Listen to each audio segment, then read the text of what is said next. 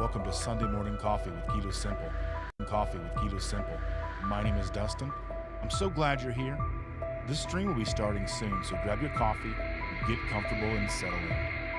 We're building a strong and supportive community, so say hello in the chat, ask questions, and feel free to use super chats if there's anything that you want to see highlighted. Thank you for being here and being a part of this journey.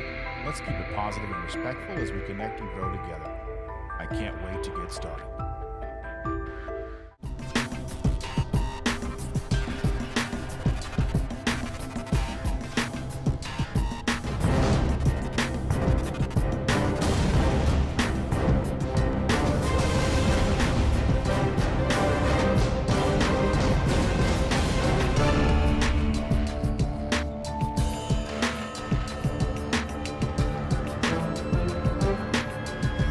Good morning, everybody.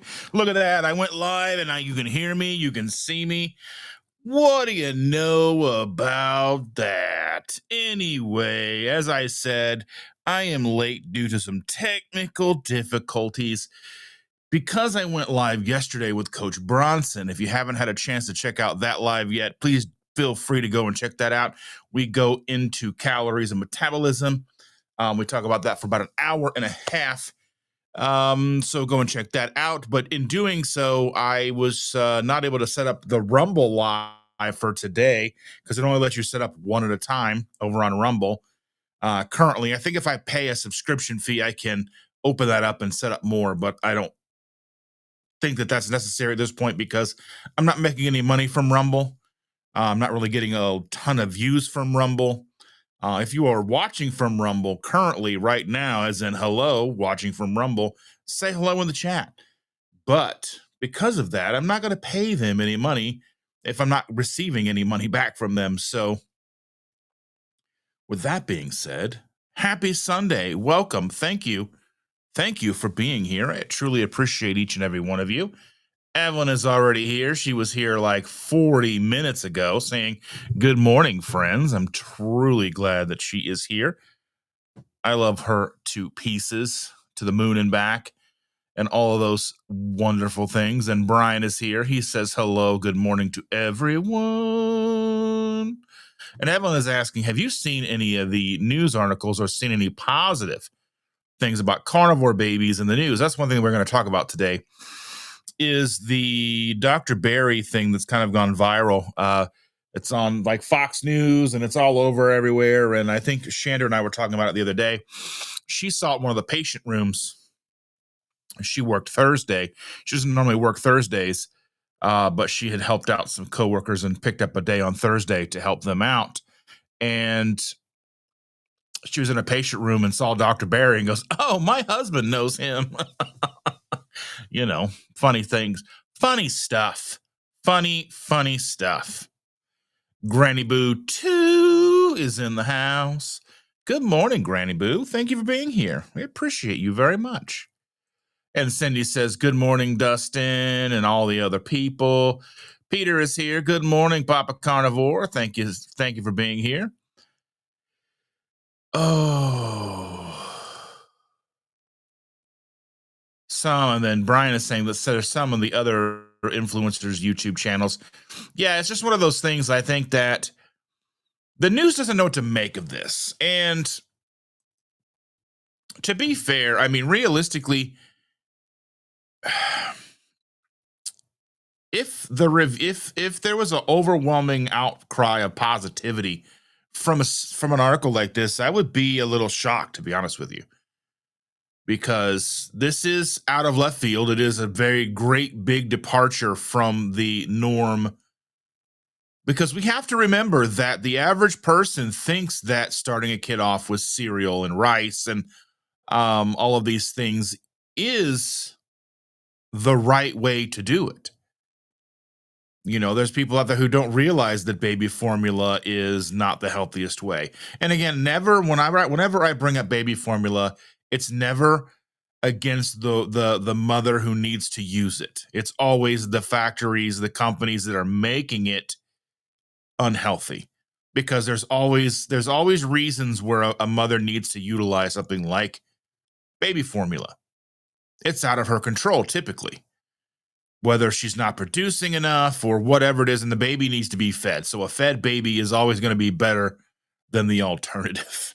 So anytime I bring up baby formula, I am not shaming the mothers who utilize the formula. I'm shaming the fact that that these companies make a product that is so cheap, that is so disrespectful to human life, and yet charge an astronomical premium for it. Like I was at Costco the other day, and I was back where they have the bottled waters and like the paper towels and all the toilet paper and all that stuff. There's also where they have the diapers and the baby formula and things like that. And I looked over because they had double containers of baby formula for like $58. Now, I mean, I don't know how many servings there are in that, but that's a lot of money. And for those of you who may not be aware, we are expecting a second grandchild. I know a lot of you may already know. We've been hinting and kind of hemming and hawing about the what's going on, and we've got news and all of that. We're having a granddaughter. We had a gender reveal the other day. I posted about that on my shorts, and excited to be able to finally talk about the fact that we're having another grandchild, because it's been something that we've been excited about for months. And anytime you're dealing with a newborn, a baby, you've got to wait to a certain week to kind of pass before you start making it public, just because there's always the uncertainty. So with that, um excited about that, excited that we're going to have another granddaughter. I'm super excited, and we're going to be able, Shannon and I are going to be able to spend all the time that we need to with this girl. We are going to be the caregivers for this girl. So when mommy goes back to work, we will be watching the baby and taking care of the baby and loving this baby and cuddling this baby and probably spoiling this baby. So I'm going to be posting some for anybody who's interested. We're going to post the a couple of the registries that we have. I'll probably post that over on my on the YouTube posts. So for anybody who might be interested, just click through, see whatever. It's whatever. But back to all of you wonderful people here. Let's see, as we said, Papa Carnivore here is here. Cave Woman Diet is here. Congratulations, my dear. She just hit, I think you hit 100 subscribers. Fantastic milestone. I remember when I started YouTube way back in the dark ages of 2020. I started it in February of 2020, put a video out, and it just sat dormant with the one video until 2021. But you had to hit 100 subscribers to name your channel. So until that point, it was, youtube.com/ a bunch of letters and numbers. And now when you set it up, you can just basically pick your name right off the bat. So now that she has over 50 subscribers, she can go live and she can hang out with all of us, and we can start going to her lives if that's something that she wants to do. But congratulations to her. Helen is her name. Congratulations to Helen for her milestone of hitting 100 subscribers. It's fantastic. And Cindy says, I only saw when Dr. Berry talked about it on the news. Obviously, seeing how they raised Beckett and Bonnie, it works. Oh, 100%. I mean, realistically, that's kind of how we raised our first granddaughter. Obviously, so she was unable to be breastfed, so she had to be on formula. We tried, and I didn't try. Mommy tried and tried. She just wasn't producing enough. And so we did that with the formula, but then we were like, as she got ready for solid foods, she loved butter and bacon and eggs. So we worked very hard to be that kind of voice of reason. Mommy and daddy have different outlook on things than we do, but They did try her on like the rice cereal, and she would literally gag. It was sad and hilarious at the same time because one, you're like, this baby's like, and it's like, uh, yeah. It was sad, but we did our best, and so we tried to make a little keto baby, and we're gonna do the same thing with this new baby. We're gonna love her just as much. Mr. Gugahan is in the house. Good morning, Mr. Gugahan. I am running a little late this morning, and we'll be popping in and out, listening in the background. Well, fantastic, Mr. Gugahan. I appreciate you for being here. I truly, truly, truly do. And Cindy says, we do not watch the news at all here. Just what I catch on YouTube and the like. Yeah. So I do see, like, in my YouTube feed, I will get news from time to time. There's like a lot. There's always like a news line as I'm scrolling through YouTube. So when I'm looking at it on the TV, it will show me the news. So I can see, typically it's political stuff. I don't really see a lot of other things unless there's like a major storm coming through or something like that, a hurricane news. But most of the time it's Orange Man on there. And yeah. So let's see. People saying hello to other people. And Papa Carnivore says on Fox News, their expert Dr. Siegel said that carnivore for babies is dangerous because meat is addictive. Yes, that was one of the things that I wanted to talk about because that makes zero sense. And not just 0 cents, but the fact that, like, okay, I have never heard even vegans, and I mean, and this is parroting what Dr. Berry said in his live the other day. I've never even heard vegans talk about meat being addictive, meat being dangerous, meat being, a cardiovascular risk, a diabetes risk. Yes, I've heard all of those tropes, but I've never heard the fact that it's addictive. So that was one of the things that is crazy. I mean, meat is delicious. And I love meat, but that's never been what I've been addicted to in life.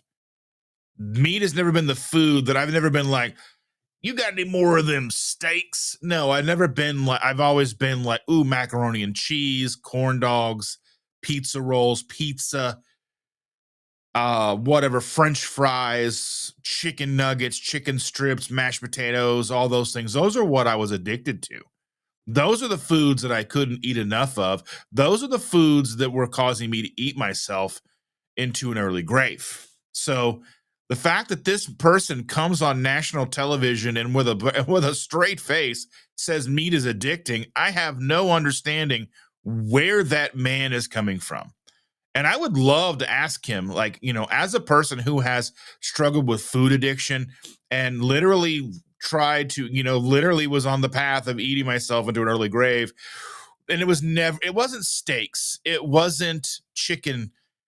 It wasn't whole food that was causing me these problems. It was always the hyper palatable, hyper processed foods that come from the center of the grocery store that caused me these issues, or things that came from fast food restaurants. Again, hyper palatable, we're not talking beef patties. We're not talking, whatever. We're talking chicken nuggets. We're talking, mozzarella sticks, those type of things, French fries, things you can eat and not get tired of. You know what, Cindy? He's late again. You know what? I don't even like you anymore. Okay. So, and let's see. Yeah, we're not talking about that. I don't want to talk about that. I don't even know if it's that. I don't even know if it's. I just don't even know. Like, I want to think that these doctors truly have our best interest at heart, and they align themselves with who pays them on most things based on that. That's what I want to believe. Whether or not that's true or not, I am still a person of the mind that the average person is good, that the majority is good. And I know the majority can be misled, as we can see from history. The majority gets misled, but that doesn't make them not good. because we embrace Crisco and vegetable oil and the idea that we should eat less meat because it's bad for the environment, bad for our bodies. These are all things that we've been sold for over 100 years. So when a doctor comes on television and says, this is dangerous, this is scary, I understand why he says these things. Do I think he's nefarious in telling people that? No, I don't think he's nefarious. Is he ignorant, as Dr. Berry said? 100%. Is he way out of left field saying that meat is addictive? Again, I have no idea. I've never heard anybody say that. So, I just wonder about all that. And Andy is here. Good morning, Andy. We love Andy, and good morning, Susan. I hope you had a good night's sleep, Susan. Woo woo. Brian is asking, Cindy, is he ever on time, or should I say, has he ever been on time? You know what? Both of y'alls can go on somewhere, okay? Okay. I'll be here when I get here. You know what I'm saying? Evelyn said he's trying to reinvent the wheel. Be kind. You know what? I don't even know how to take that comment. I'm going to take that comment with a sip of coffee. I've got my coffee here. How about you? This is Sunday morning coffee, by the way. I don't know, but I've got my Buc-ee's mug. He's full of delicious hot coffee. Hopefully it's not too hot, because sometimes I burn myself, and that's no fun.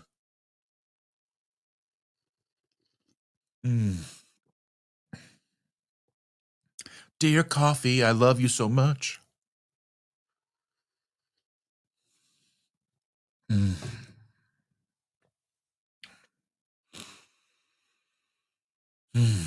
Coffee is the best. Josephine C is in the house. Good morning, Josephine. She says, howdy, beautiful people. Brian says the wheel is old school. Hey, I am old school, okay? Okay. Charlie is in the house. Good morning, beautiful people, says Charlie. Good morning. I watched your first video. I got to go back and watch your second video. Keep making videos. Keep putting them out. Keep doing the damn thing, because we all need all of it.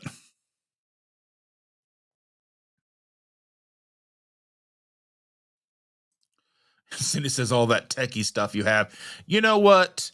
Hey, my goal is to provide you a high value experience with me. I know what I look like. I've got to give you distractions, okay? I've got to give you distractions.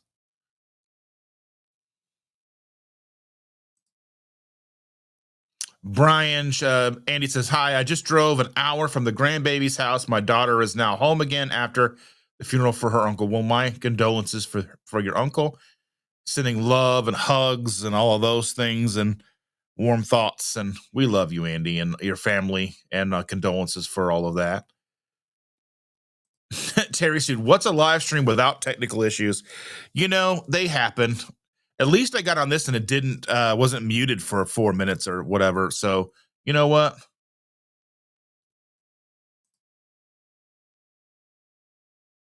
And Brian says computers seem to cause more technical issues than old school ways. Yeah. And he says, I'm taking a walk to get my steps in, and I have to clean up the yard with the weed whacker today. Let's see. I'm watching a play Wizard of Oz at the local theater this afternoon with Susan and Ariel. Oh, that'll be fun. And your little dog too. And Brian is talking to Charlie that his videos are good lately. Yes. Hi, Andy.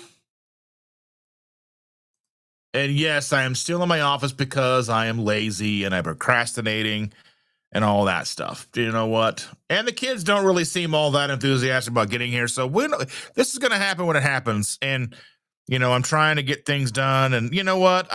It's whatever it is. Okay. I don't even know anymore. And Helen says, hello, Dustin. Terry Sue's got coffee emojis.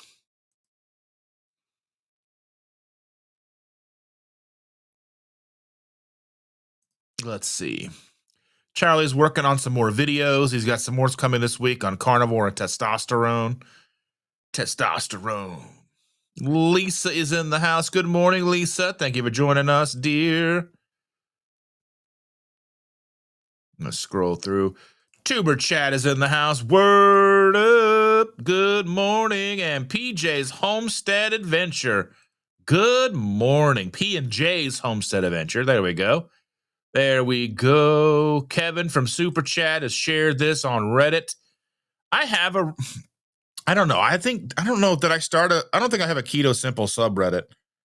Maybe I should do that. I don't know. What do you guys think? I don't know if it's even possible. I mess around with Reddit. I look at stuff on Reddit. I get sucked down into Reddit rabbit holes. Say that, Reddit rabbit holes. Some weird stories in there. Reddit's a weird place, but I like it. Reddit's my 3 o'clock in the morning. I can't sleep addiction. I wake up in the middle of the night and I'm like, oh, what's on Reddit? Oh, I don't need to be looking at this. Go back to sleep.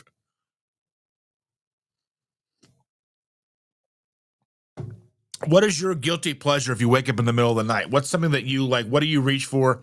If you utilize your phone in the middle of the night, what kind of what do you look at? Do you look at news? Do you look at YouTube? What do you look at?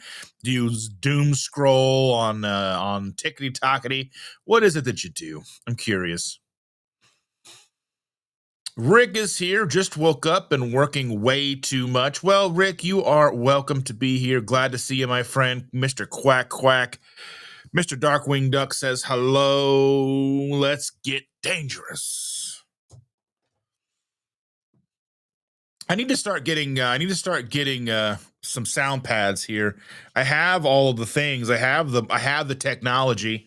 I've got to go through and get a duck quack for Rick, and I've got to see. I still got to find like a little video clip of Evil Lynn from He-Man for our friend Evil Lynn. Okay, Brian's asking a question here. He says, what do you think about Bill Gates and his help in creating laboratory butter? Just another thing to screw people up. I have a lot of opinions on this, and I've actually got a video in the works on this. I'm going to put a video out this week about that. Hopefully I'll get that recorded today because I've got big feelings about this. It's already available in some Michelin star restaurants, which it's like, you're paying that much, you should be able to get real butter. They're making it in a laboratory somewhere in Illinois. I actually have information about this. Let me go ahead and pull this up. I'll go ahead and talk about this because so basically what we're looking at here is basically like, what is the carbon-based butter? So basically what this is it's not like seed oils or anything like that, allegedly, but I'm not sure exactly where they're getting this. It says basically the production process uses thermochemical method to convert simple feedstocks, carbon dioxide, green hydrogen, and methane into fat molecule triglycerides that are chemically identical to those in dairy, meat, or plants. But are they? The synthetic fat is then blended with water, lecithin as an emulsifier, natural flavors, coloring like beta carotene, and optionally salt or rosemary oil to create a butter-like spread. Okay, that sounds hideous. Okay, and I understand this is, the sustainability ideal. I understand that we are still of the mindset that, that the off-gassing from cows is dangerous and da da da da. But I don't believe it because there's less cows now than there were 150, 200 plus years ago. Now, what we didn't have then was planes, 1 million flights a day. We didn't have, a 500 million cars on the roads. We didn't have, we didn't have factories polluting like we do now. I mean, maybe at some point 200 years ago, factories may have been polluting worse. We didn't have leaded gasoline. We didn't have all of these things that we've gone through in the 60s, the 70s, the 80s, all these things. So when we start talking about sustainability credentials, no animal or plant agriculture required. But where do you get the feedstocks from? eliminating farmland, fertilizers, and related emissions. But claims suggest that up to 70% fewer CO2 emissions with land and water footprint thousands of times smaller than traditional butter production. Also avoids palm oil, a major driver in deforestation and climate harm. And then taste and performance. Taste, smells, looks, behaves like conventional butter. Chemically, it is butter. And many cannot distinguish the difference. Now, I've heard that some people find it absolutely disgusting, which makes sense. And right now it says, where can you find it? Commercial launch rolled out in the early 2025, first distributed to select restaurants, bakeries, and Michelin-starred venues like Single Thread, 165, and Jane the Bakery. So the pilot factory is a 25,000 foot plant in Batavia, Illinois. If I'm pronouncing that incorrectly, let me know in the comments. Already producing butter scale quantities and scaling up. Now, the regulatory status of this is self-affirmed GRAS, which is GRAS, generally regarded as safe in the United States, awaiting further FDA confirmation, which I imagine with Bill Gates involved, it will get FDA certification because he'll grease the palms of those who have the regulatory authority to let it through, allegedly. They are also debuting chocolate featuring this butter for the 2025 holiday season. So be on the lookout for fake butter chocolates, why it matters. So now this is not my idea. This is just some information that I've dug up. Planetary impact. Animal agriculture accounts for 15.5% of global greenhouse gas emissions. Innovations like Ketovore, which is the name of this product, could dramatically shrink that footprint and even equate to major CO2 reductions if widely adopted. Supply chain resilience reduces dependency on volatile crop-based fats like palm oil or dairy that face deforestation, geopolitical risks, and climate stress. Culinary and health flexibility. Ketovore can tailor the fatty acid composition, potentially offering health-targeted profiles and mimicking various fats beyond butter. That's what scares me, is the fact that they can tailor make this to what they deem to be healthy and not what is exactly healthy. So basically, they can tailor make this to be just like margarine instead of making it just like butter. That's what I always fear when it comes to lab-based meats and things, other than it just being terrifying that we're growing flesh in a lab, right?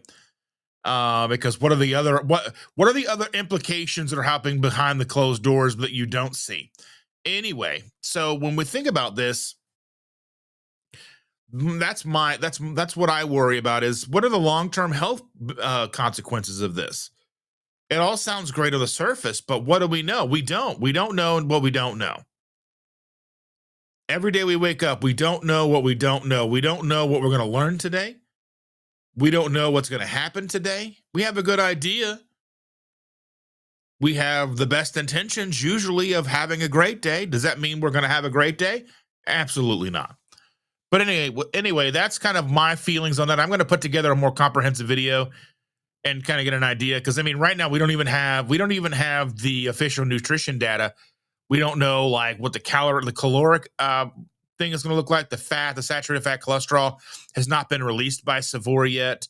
But what we do know what butter is. We do know what butter's composition is, but we don't know what Ketovore is going to look like. So, and basically it's like, we don't even know why butter, like the Ketovore butter, could differ nutritionally.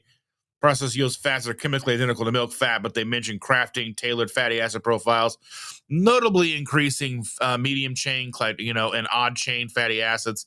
So they could maybe add MCTs to it or whatever to tailor make this to make it more appealing at first glance without people actually looking in a little deeper. You got to dig a little deeper, find out what you are. Anyway, but thank you for that, Brian. Let's see. I'm still about 20 minutes behind on this chat.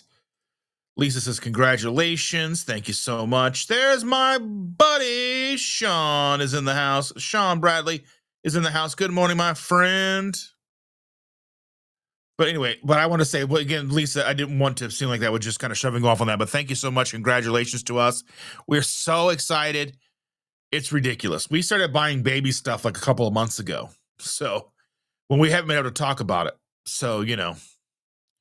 And Evelyn, is the older girl ready for a new little sister? I don't think kids at that age truly understand the ramifications of what it's going to be like to have another baby in the house.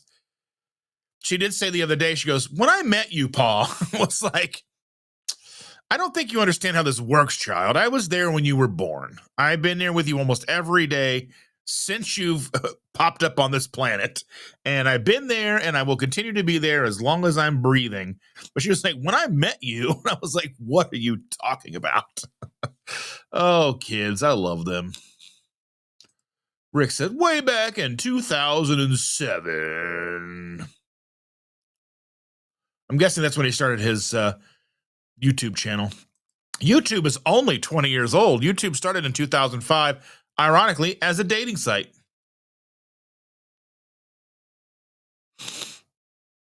Bacon baby's in the house. Good morning, bacon baby. Ooh, Rick had the weirdest dream. I was at a party in the late 1940s, and they were dancing to Begin the Begin. I know Begin the Begin. I figured you were back there eating duck food. You were back and had a dream where you're eating nothing but duck food. But Begin the Begin. Brian Doyle's in the house. Good morning, gang. Yeah. Helen says, thanks, Dustin, my friend. I'm at 106 subs today, trying to be consistent and share my journey. Well, we appreciate that. It's amazing that you are doing daily videos, and that's a lot of work. I don't think people truly understand that. I know you're doing more vlog style, probably minimal editing. If I've even noticed any editing at all, maybe just the cutting the beginning and the end to make it just kind of like start and stop. But that's phenomenal, and I commend you, and I can't wait for you to start doing live if that's something that you want to do. I love it. And Cindy says, congratulations again on the new girl coming. Yeah. I'm excited. The new squishy's coming. I'm going to have the baby cuddles. Oh, I can't wait. I'm busy napping with the baby. I love it. Rick says, I watch the local news before bed, and that's it. He can't Begin the Begin out of his head. That sounds about right. And Rick says, if meat is so addictive, why do people fall off the wagon on carnivore and go duck food? That's my question, too. Like, I mean, the duck food is addicting. And, it truly, truly is addictive.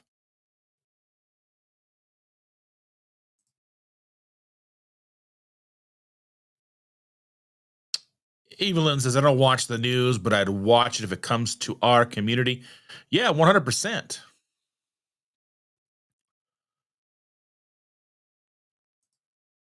Yeah, I was addicted to everything. I mean, meat was involved. I love like meatball subs and cheesesteak sandwiches. Meat was always involved with what I was eating. I mean, it may have been a small amount of meat. It may have been, pepperoni on the pizza or pepperoni and sausage in the in the pizza rolls or on the pizza or whatever. But there's always some kind of protein involved. But it wasn't truly what I was addicted to. Helen says fruit and veg cause a lot of gut issues. People just don't realize it until they become sick and maybe discover one of our videos, and then we'll go down the rabbit hole and the truth in the food industry. Yeah. And I mean, realistically, these foods, they are survival foods. I don't think they're meant to sustain us day in and day out. Are they bad from time to time? I don't think so. And I know that there's a bit contention, but I think for a majority of time, we did, whether you had meat every day or not. And I say this, and I truly mean this. I think that for most people in this country, if we could get them to cut back significantly on the hyper palatable, over processed foods and get people into, at least to my, like, at least an entry level of the proper human diet, whole food, single ingredient foods, making, maybe stews out of beef, and potatoes, carrots, and some onions and things like that. If you can get people to eat that way, I mean, hundreds of years ago, there were stews and all that stuff back then. Whether you're having, everybody eating steak every day is probably not likely. And I know that the carnivore community will think I'm insane, but I don't think that the mass public is there yet. Will we get there? I don't know. Again, I don't know what we don't know, and I can't tell the future.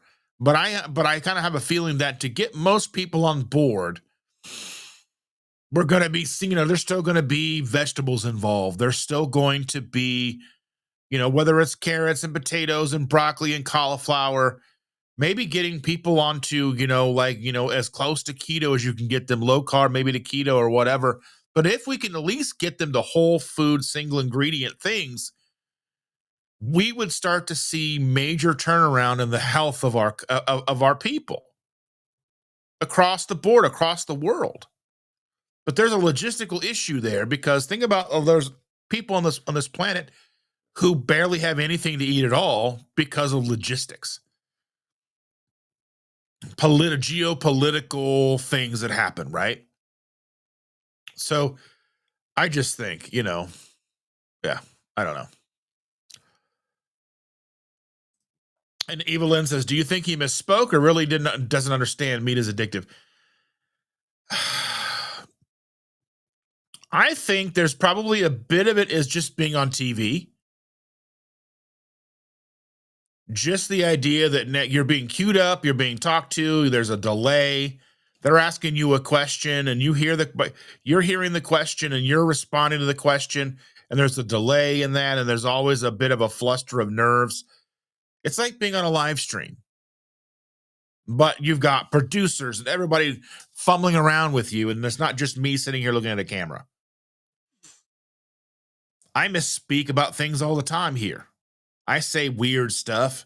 I try to correct myself as I go, but I would imagine that maybe he did misspeak. Maybe he did, but he repeated it more than once. And I think that even Dr. Berry covered that in the live. He said, if he said it once, maybe he misspoke. Maybe maybe he didn't mean to say it, but he said it multiple times.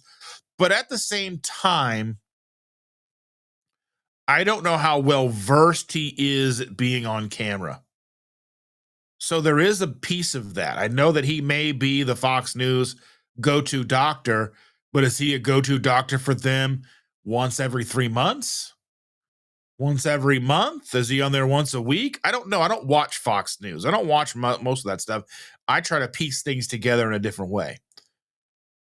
I always find those channels, whether it's CNN, Fox News, they're just polarizing. They're divisive. They don't really give you realistic information. They're more sensationalistic, and that drives me bananas. I'm a more strip it down. How do we look at it? How do we get to the root cause? What's the real information? What do we strip away the drama? What's left kind of person. So I don't know if anybody saw, like, on the Meat Stock website last night, or the Meat Stock Facebook page, they had posted about the whole thing about Redmond's real salt and lead, and I don't know, like, sometimes I see that kind of stuff and I kind of wonder if it's being posted by, and I think they were even talking about use a different salt instead. Then you have to question, like, is there something, is like, are they, if they're having you use something different, is there an ulterior motive to point out the fact that there's some lead in Redmond's real salt? I mean, it's being mined out of the ground, and I mean, when mixed in with this salt or minerals, and of course there's going to be lead. And I mean, that's just part of the ground. But I mean, I don't know enough about it, so I'm not saying that, Redmond's in the right or in the wrong. I don't really know, to be honest with you. I always look at that as like, what's the intention of making a post about it and then telling someone, well, have you tried this salt instead? Those are questions that I have. because I've always been of the mind of when we talk about things, they break things down and try to give everybody a realistic look at things. Whether it's my opinion on something or just looking at the facts. Like when we talk about, I've broken down numerous times the fact that iodized salt has dextrose in it, but for an entire container, you're looking at a container that's like 20 ounces. So out of amount, so like you got this is about almost 17 ounces. So this is less than an average container, but there would be the dextrose or sugar content of this would be the same as one egg. And one egg, you eat 6 to 12 eggs in a day, right? And you're not overly concerned about the amount of sugar in the eggs. But at the same time, you would be looking at a container that's this size that's going to take you 3 to 6, maybe a year, 3, 6 months, 12 months to get through, and you're worried about the amount of sugar that might be in an egg. That's just how I kind of look at this. So I don't know. But again, getting back to the topic at hand here is just like, he's on TV. I don't know how well he is versed at being on TV. Dr. Berry did a fantastic job, but we have to remember Dr. Berry sits and looks right into a camera like he was doing for Fox News 2, 3, 4 times a week. It's nothing new to Dr. Berry. He's well versed. He knows exactly what he's going to talk about when he sits down to talk. I mean, he's going to answer questions and stuff on his live streams, but he's not new to the, talking on camera game. I don't know how well versed that doctor is.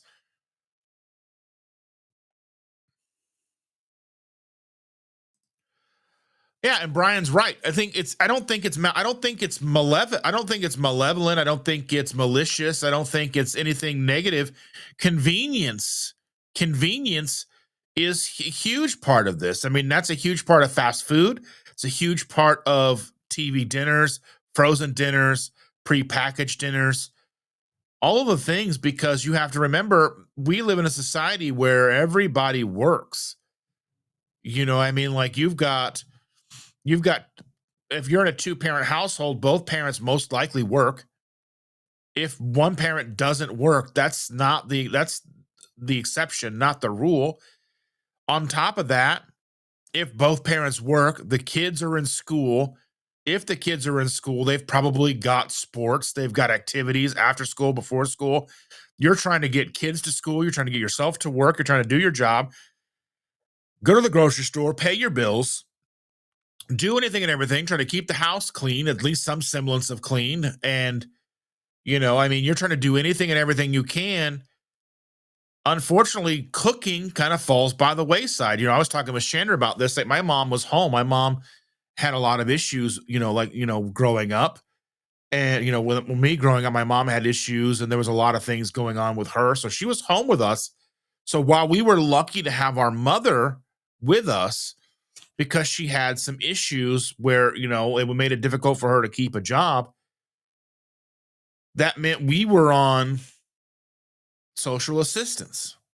We were on food stamps and things like that, which meant we didn't have a lot of money. We didn't have much money at all. We lived in low income apartments.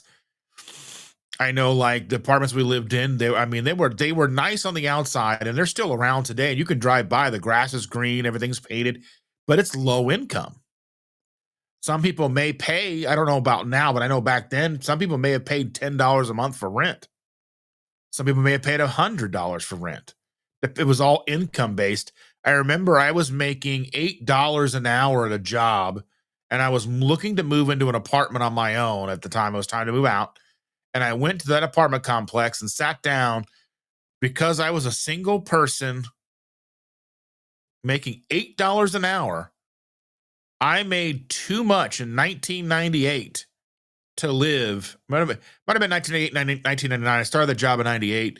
So I might have, got started and got myself going. And then I went to look at an apartment, and I think it might have been 1999 or whatever. I was looking to move out, and because I was making enough money, I couldn't move into those apartments in a 1-bedroom, and I didn't have any kids, so I couldn't get a 2-bedroom. So that's how I grew up. So convenience, my mom cooked a lot of our meals. So I was lucky in that, but then we did have the cheapest, kind of lowest common denominator of food that she would cook. But I mean, if you start peeling away, like especially suburban households, mom and dad both work. Like even like I remember when Shannon and I got together, our youngest was in elementary school. The bus picked him up at 8:10. I had to be at work at 9. I would make sure he got on the bus at 8:10, and then I'd have to hightail it across town to get to work on time. And there were times I was late just because of traffic. I left the same time. I mean, some days it might be like if the bus was, give a minute or two difference, right? But like 8:10, 8:09, 8:12. If they were late 8:15, oh man, that was rough for me. The thing about that in a grand scale where think about like, people who work 6 a.m. till, 5 p.m. or whatever.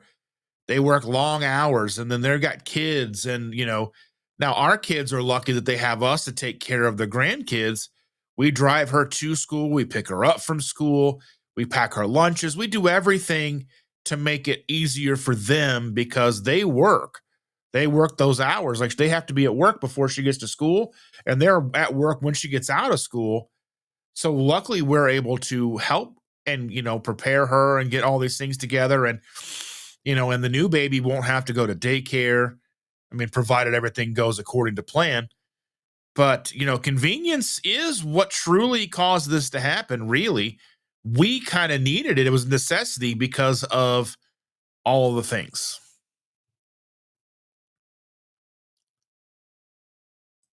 Yeah, and seed, yeah, and Helen's right. Seed oils are really bad. And so seed oils are not necessarily the first thing I tell people to worry about. So when we're starting a journey, if someone comes to me and they're starting a journey, I used to go through this long, long laundry list of things. So when I try to get someone now to start, if they come to me asking me what to do, for the first few months, I'm not telling them about seed oils or anything like that. I'm, meat, focus on meat, keep your carbs as low as you can. Don't be hungry. Go as simple as you can. Beef patties, scrambled eggs, whatever, whatever, boiled eggs, whatever you can do, whatever makes it the most convenient that you can. And then by doing that, they're going to start slowly. They're going to be getting away from the seed oils anyway. Then you can start adding like, oh, be mindful of seed oils. Because like if you start off and make everything too complicated right off the bat, people are less likely to do it. So, yeah.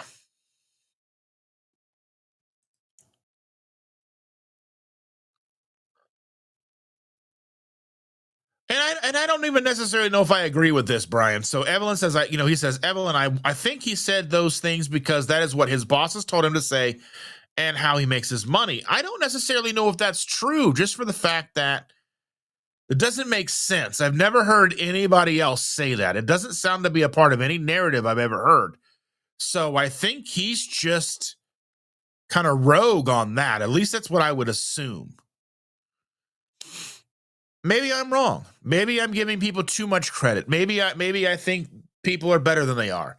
I don't know, but I'm always more likely to give somebody the benefit of the doubt, even if he says meat's addictive. But people like meat. We have to understand that they've been battling against meat for over 100 years, and yet we still eat a lot of meat.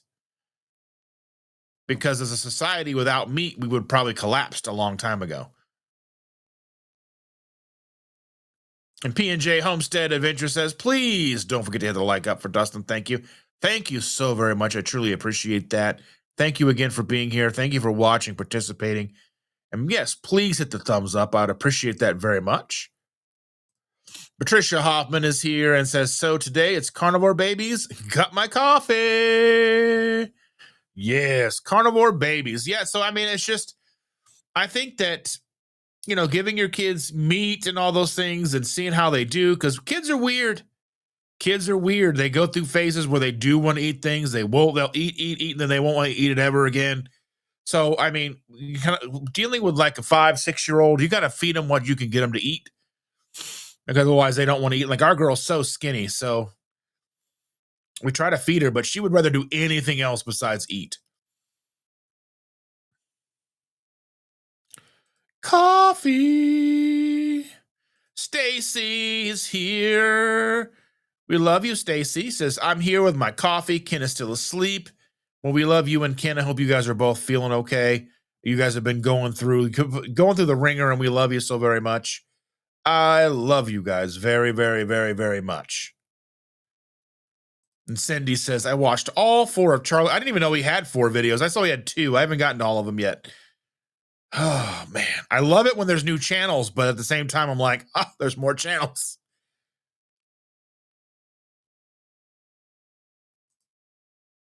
And Brian says, Cetos were created for a different reason and recreated, adopted for the food.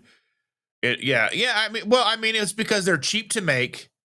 They had a huge surplus, and they're like, well, how can we repurpose this? I don't think they did it. I don't think it was malicious either. I don't think people realized it was going to have the negative impact on our health that it does.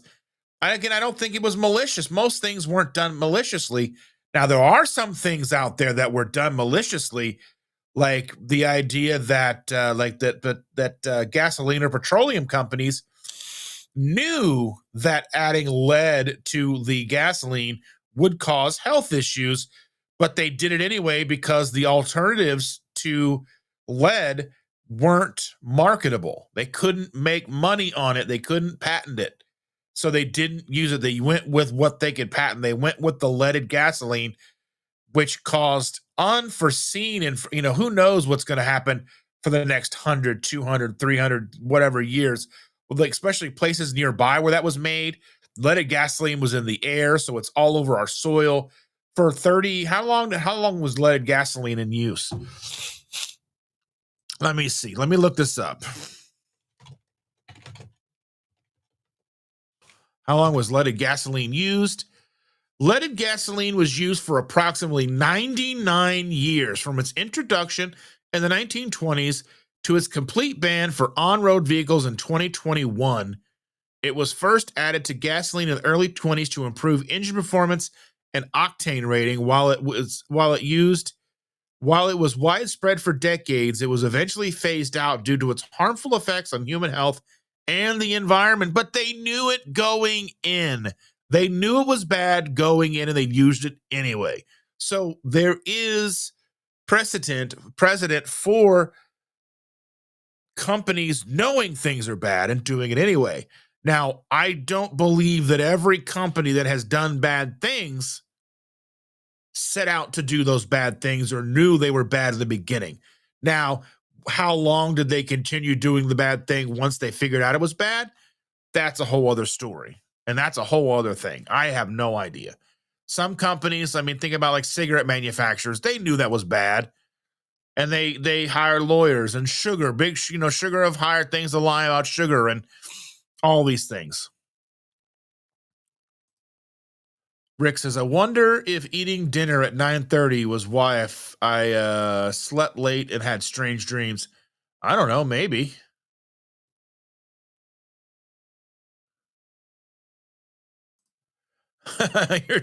Evelyn says, you're doing great, Dustin. Did you need reassurance this morning? Way to go on not coming unmuted. I think we all need a little reassurance from time to time. We all feel like we're less than at some point in time or another. We all need reassurance. We all need to know that there are others out there. We all need to know we're not alone. I think that that's a huge part of this community. Is each time I go live, I wonder, will people show up? And that was one thing. Like, I shared something on a story the other day from Henry Rollins. Henry Rollins, I have him tattooed on my leg, but he was talking about they got asked to open for Ozzy way back when in the 90s.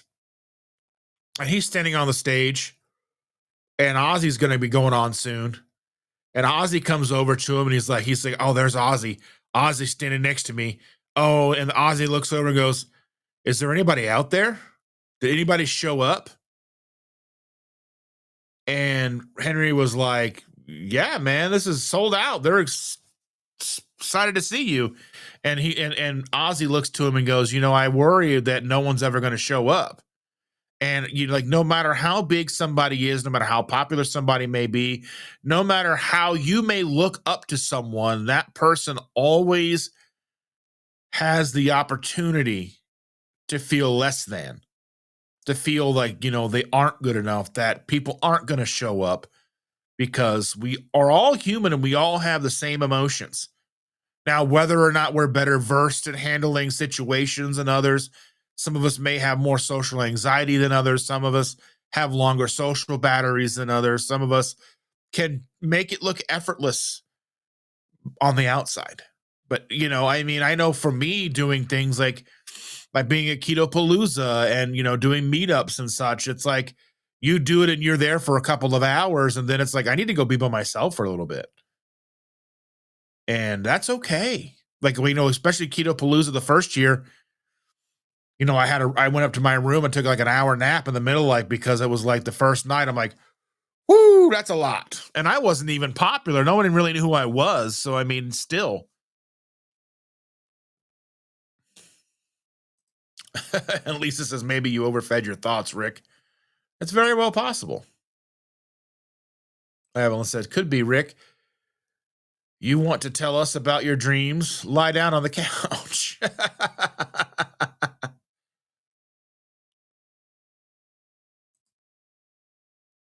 Let's see.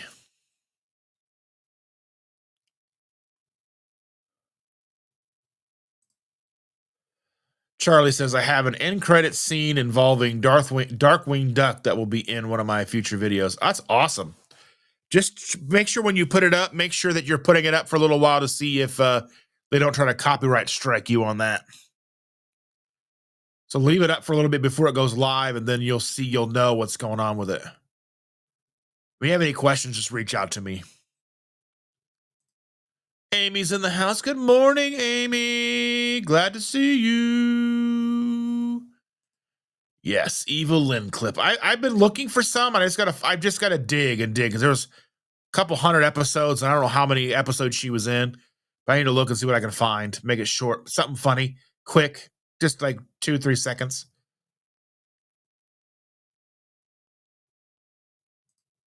P&J's Homestead Adventures says, I just make homemade butter. So easy, saves money, and better for us. Yeah, if you have the time, yeah, 100%.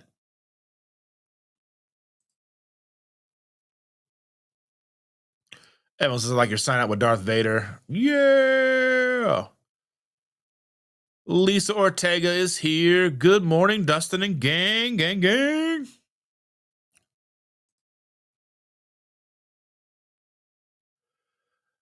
Andy says, makes it vital for you to read the nutrition labels on all foods. Ugh, man, I'm like, glad I can cook at home. 90%. Yeah, 100%.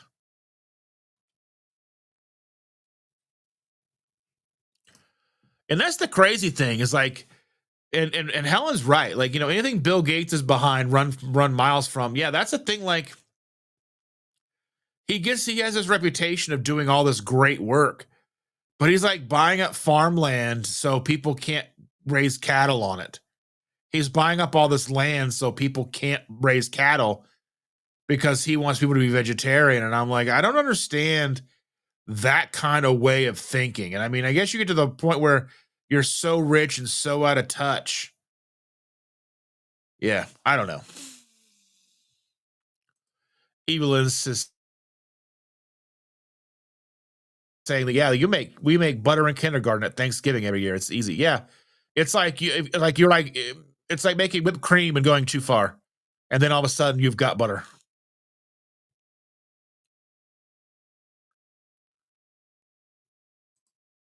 And Brian said, less cows now than in 1951. Yeah.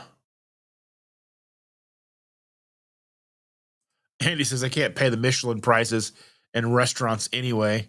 Yeah. I don't even know. I don't even think there's a Michelin star restaurant in Indiana.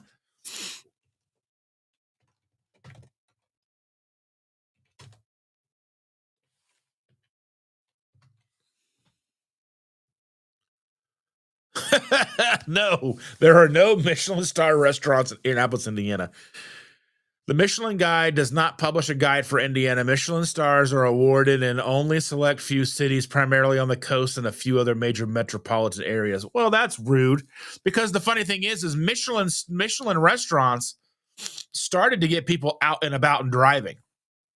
So Michelin, yeah. So Michelin stars is actually started by Michelin tires.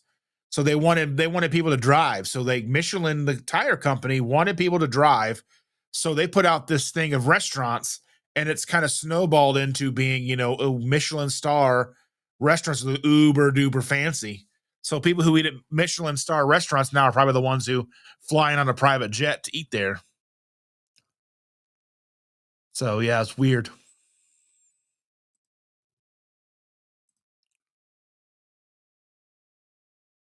Rick says if we had less high rises and more open spaces, we would be cooler. Yeah, there's 8 billion people on the planet. They all got to live somewhere. But I think if we could get it to where everybody works and lives from home, I think we'll be a lot better off. Let me know when Matt Franklin gets in the chat. If Matt Franklin is here, let me know.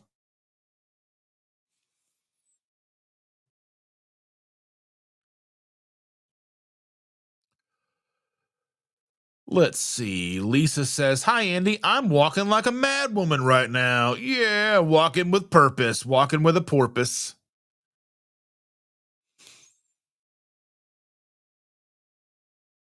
And less roads. I don't want it to take longer to get places.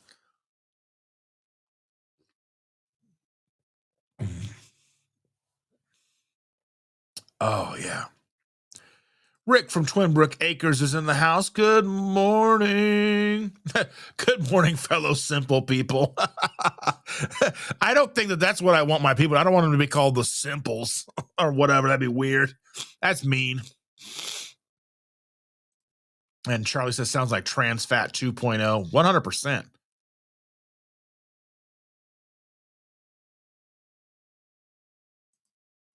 When Brian says, what about the building and the process? Yeah, so I mean, they're saying it's a smaller footprint, just a 25,000 square foot building versus who knows what size buildings they're using to make butter. I don't really know. But it's just one of those things. It's just there's always trade-offs. So we have to kind of find out what's better for us in the long run. People saying hello to everybody. Booby Goats is in the house. Good morning, Booby Goats. Aaron, our good friend Aaron, is here. Good morning, Aaron. Cindy says, my younger sister has 2 grandsons on the way already. Has 3 grandsons and 2 granddaughters for her 4 kids. I love it. I love the babies. And I'm the guy like in the grocery store waving at kids and like even though I know what I look like, and I'm sure that parents are like, why is this weirdo waving at my child? The grandpa that is me, I am a fan of kids. And you got to be careful even saying things like that these days. You've got to be mindful of everything you say. But kids are adorable. They're the best things that we have on this planet. And they stare at me. The kids stare at me and I get it. I'm a weird looking person. So I wave at them. What am I supposed to do?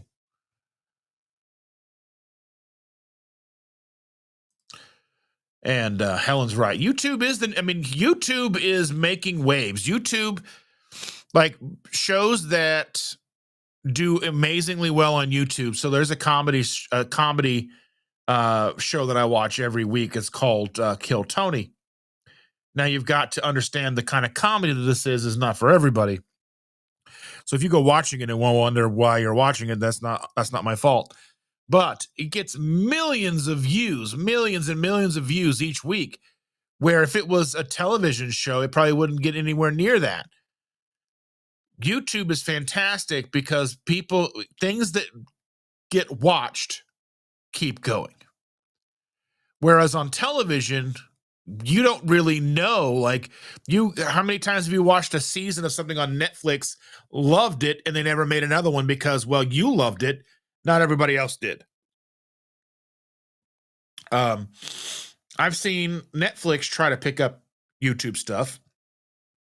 YouTube tried to be its own streaming service. Like because when I first started utilizing Google Play Music, which was Google's streaming service like Spotify turned out to be.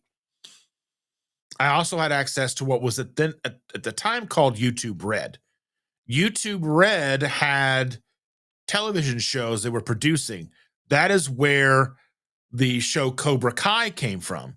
So like that reintroduction of the Karate Kid. So with, you had Billy Zabka and Ralph Macchio, and they're reprising their roles from 1983 or 1 or whatever it was.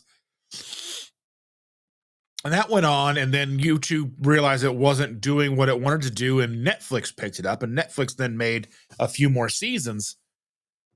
But YouTube tried to do that, but YouTube is what YouTube is. YouTube is a place where even I have a voice. You have a voice. Charlie makes videos. Cindy makes videos. Helen makes videos. Andy makes videos. All of you on here that take the time to put out content, go live, create an audience, build a community. You matter on YouTube. I couldn't get a show on terrestrial TV. I couldn't even probably have I couldn't even have the infrastructure to go and do this on cable access TV or whatever you want to call it. We all have a voice, and we have a place for our voice. And if you have consistency and something to say that other people want to hear, you'll have an audience. So yes, YouTube is the new TV. YouTube, I think over the next few years, if they don't find a way to truly jack it up, will be something monumental, even bigger than TV was. Andy said, I got my first mobile phone in 2003. I got my phone earlier than that. I got my first one in probably 2000, 2001, something like that. I got a prepaid phone. And then I got my first phone that was a contract phone in 2002. But she said, I got my first mobile phone in 2003, right after my first divorce. My ex couldn't tell me no then. Well, they were kind of expensive. And we were talking about this the other day because Josh Johnson was talking about. Josh Johnson is a comedian that Shannon and I both like. She watches almost everything he puts out. I don't have time because he puts out like a half hour to an hour every week. But he's prolific already. Like a couple of years in, he's prolific.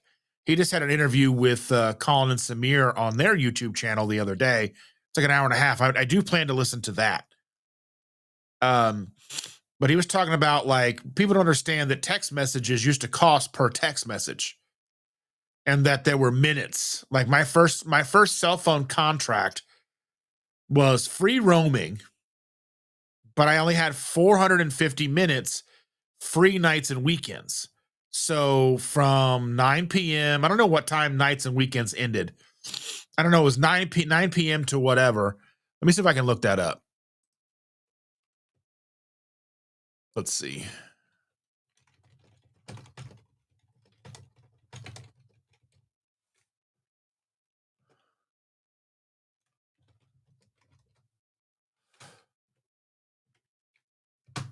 Let's see. Nighttime, so it was 9 to 7 is what it looks like. Weekdays, Monday through Friday, then Friday night at 9 till Monday morning at 7 was free nights and weekends. 700 or 450 minutes. So think about that. And then text messages when I got my first phone weren't a thing yet. You couldn't text yet. And then I remember I had a phone where you could text, and I was getting text messages from a friend of mine, and she'd text me, and it was 10 cents a text. So it was 10 cents to receive the text, and it was 10 cents for her to send the text. So basically, they were getting 20 cents per text. So it was costing her 10 cents to send it, 10 cents for me to receive it. And if I replied, it was 10 cents for me to send it and 10 cents for her to receive it. So 2 texts was 40 cents to them. They were making a killing. And then finally, like text messages went unlimited. And I remember my buddy was a huge person. Like he didn't like talking on the phone. So he was a big into text messaging, and I remember because he was with Sprint, and he called Sprint one day to do something, and the lady on the phone goes, "Wow." He goes, "What?" She goes, "You text a lot." He'd had like I don't know, maybe I'm maybe 30,000 texts in a month or something like that, something crazy. But if you think about that now, think about how many texts we send. Because we're doing it on multiple platforms, whether it's WhatsApp or SMS through our cell service, or we're doing it on like Facebook Messenger or other whatever else is out there, whether you're like on Signal or who knows, right? But yeah, it's just crazy. Travers is in the house. Good morning, Travers. From dating site to diet site. Makes sense. YouTube, yeah. I mean, from then even there, you can go and watch a mukbang right after this. Did I miss Brian? I think I said hi to Brian Doyle. I lose track. So Brian Doyle's in the house. I don't remember if I said hi to him or not.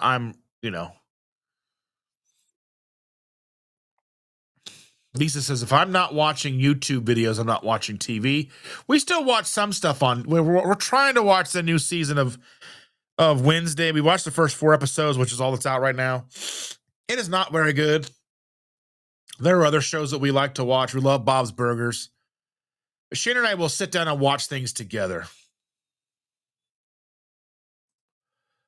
P&J's Homestead Adventures says, honestly, the keto lifestyle and simple changes, we feel great, and I have lost 20 pounds. We eat great. Yeah, 100%. I mean, for some people, carnivore is going to be what they find works best for them. Some people keto, some people, some people paleo is just fine. Some people, they're not too much worried about carbs or keep their carbs under 150 grams a day or whatever. But I think it really matters on the quality of food that you're eating. And I know that it sounds crazy. People like, if you make your own sourdough bread or whatever, and you're utilizing like actual wheat from like, you're not using regular bleached white flour, or whatever, you know what I mean? I think there is something to be said about that, like actual homemade, real made food, Evelyn says, I'll have to catch the replay, Cindy. We are going to see Something Rotten with the girls. Ooh, what is Something Rotten?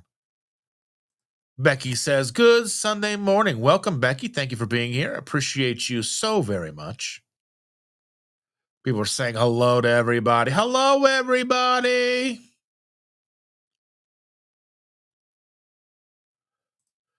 Rick says, I hope the carnivore trend reverses so I can afford meat again. Yeah, meat is crazy.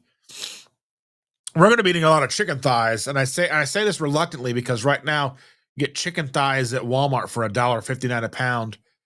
So I made chicken thighs last night. I made chicken, so I make the bone-in, skin-on chicken thighs are $1.59 a pound. Now, is chicken the best? No, but I mean, if you're dealing that or $7 a pound for beef, chicken at $1.59 a pound it's a good way to save a little bit of cash.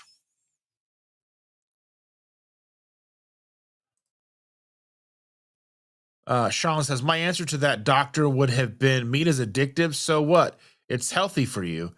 You can't OD on eating meat. I'm sure you can. And he said it's physically impossible. Like you can OD on water. You can drink too much water where water becomes poison. So I don't necessarily know about the meat thing, but I would probably say that that's less likely than it being addictive.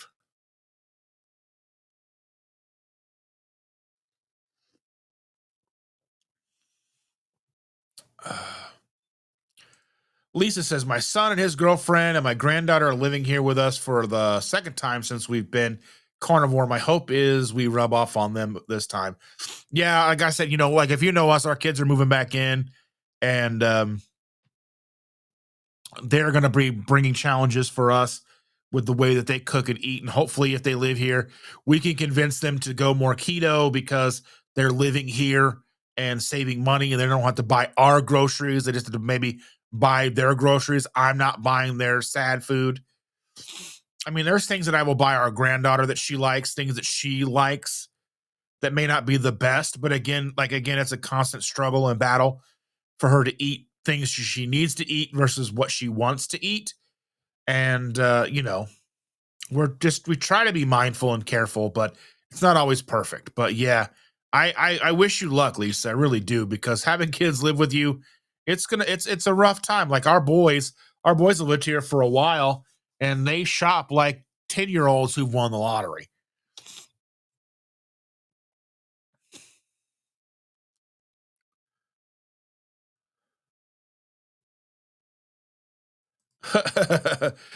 Travers says meat is only addictive if you put meat on it. That's kind of like, yeah, I mean, like think about like beef jerky. You could eat like how many bags of beef jerky? And finding beef jerky that doesn't have a butt ton of carbs in it is hard to do. And Brian says big business is really trying to keep eating the proper human way of eating to not happen. They're causing fewer cows and big agriculture. I would agree with this, that there is a push to reduce the kind of things that reduce the power that we have, our momentum. But I think it's really out of survival for themselves. If we think about what a grocery store would look like without a majority of the center of it, think about if we removed 85% of the highly processed foods out of the center of the grocery store. Grocery stores would be so much smaller. Maybe more room for more meat selection. Maybe I might be able to find picanha in my town, you know? Becky's, what have I missed? It's a secret. You'll just have to watch the replay. No. But thank you for being here, Becky. I appreciate you. Yeah, and Bacon Baby says, Rick, I don't think it's the carnivore popularity it's fault. Yeah, I think meat was kind of at a stagnant price for a long time, and it's kind of starting to rise and kind of catch up with inflation. And like, it's really difficult to justify the cheap end of ribeyes being $16-17 a pound. That used to be what they were at Whole Foods, and now that's what they are at Costco. Like when they were, $11 a pound at Costco, it was a struggle. Now they're $17 a pound at Costco, and that's an even bigger struggle. Like even buying them in a big giant hunk and cutting them yourself isn't really the savings that it used to be. Now I buy like roasts, and I cut them down into like Philadelphia cheesesteaks, kind of real thin slices. I use that knife that I got from Chris Cook in Nashville. It's a good sharp knife, and I cut the meat real small. Takes me forever. I need to get a meat slicer. But yeah.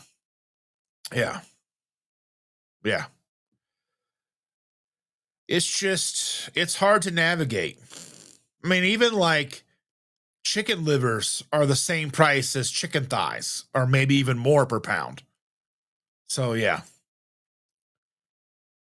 And Lisa says, we already had McDonald's last night and have all the foods. I just want them healthy. Yeah.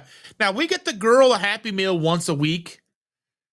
I don't think I mean, is that the best? No.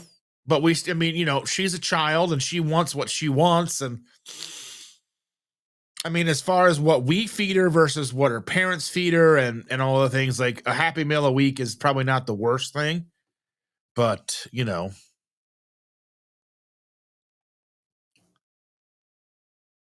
yes, and he says, I get it, Lisa. Yeah, I get it 100%. I really do. Evelyn says they only allow dry cracker snacks for kids in school. It's so sad. Carnivore don't need snacks, but if they do, they wouldn't allow hard-boiled eggs. It's too messy. Really? That's weird.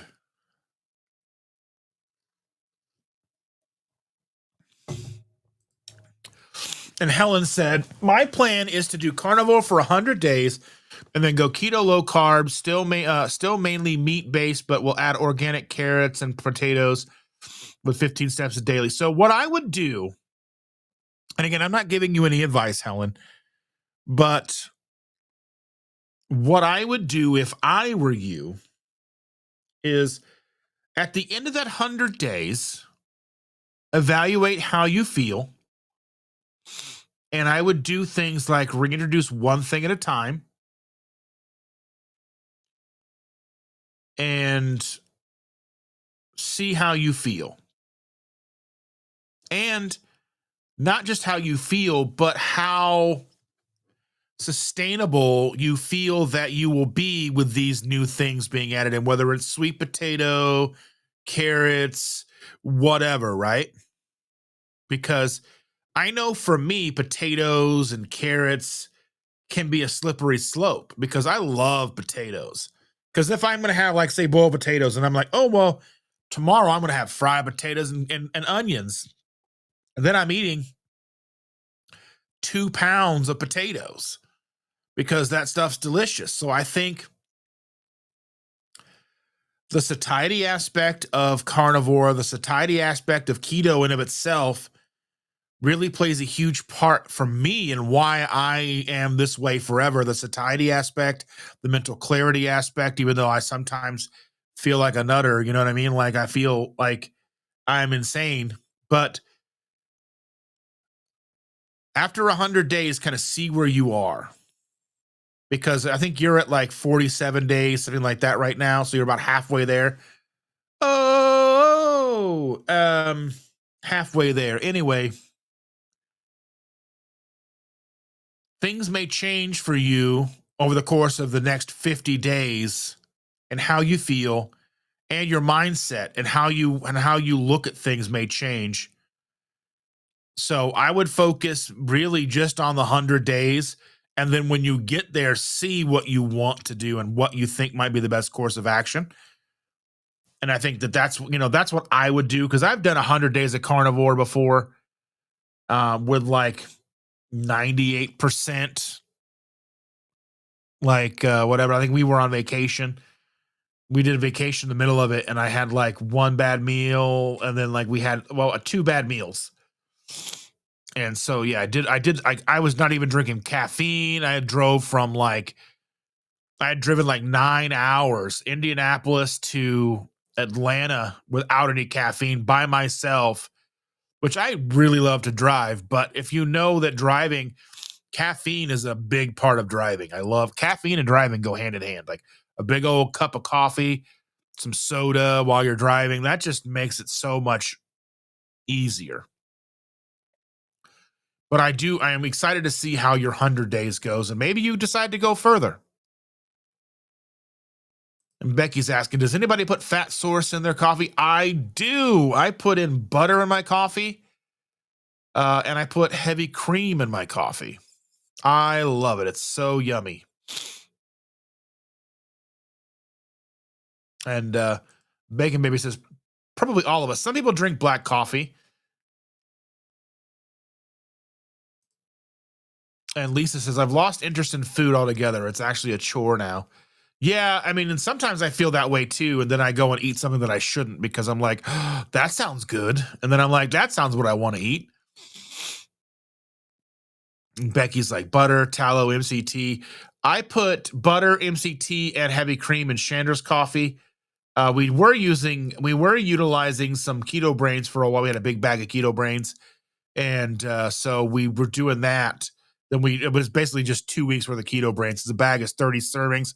So that was 2 weeks per. So two of us were utilizing the bag. But yeah.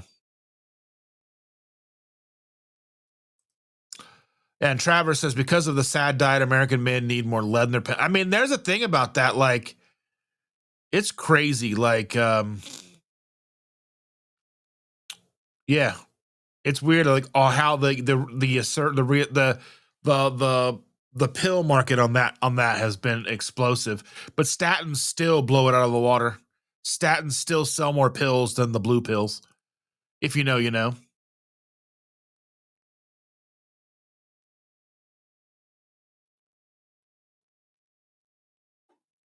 Let's see.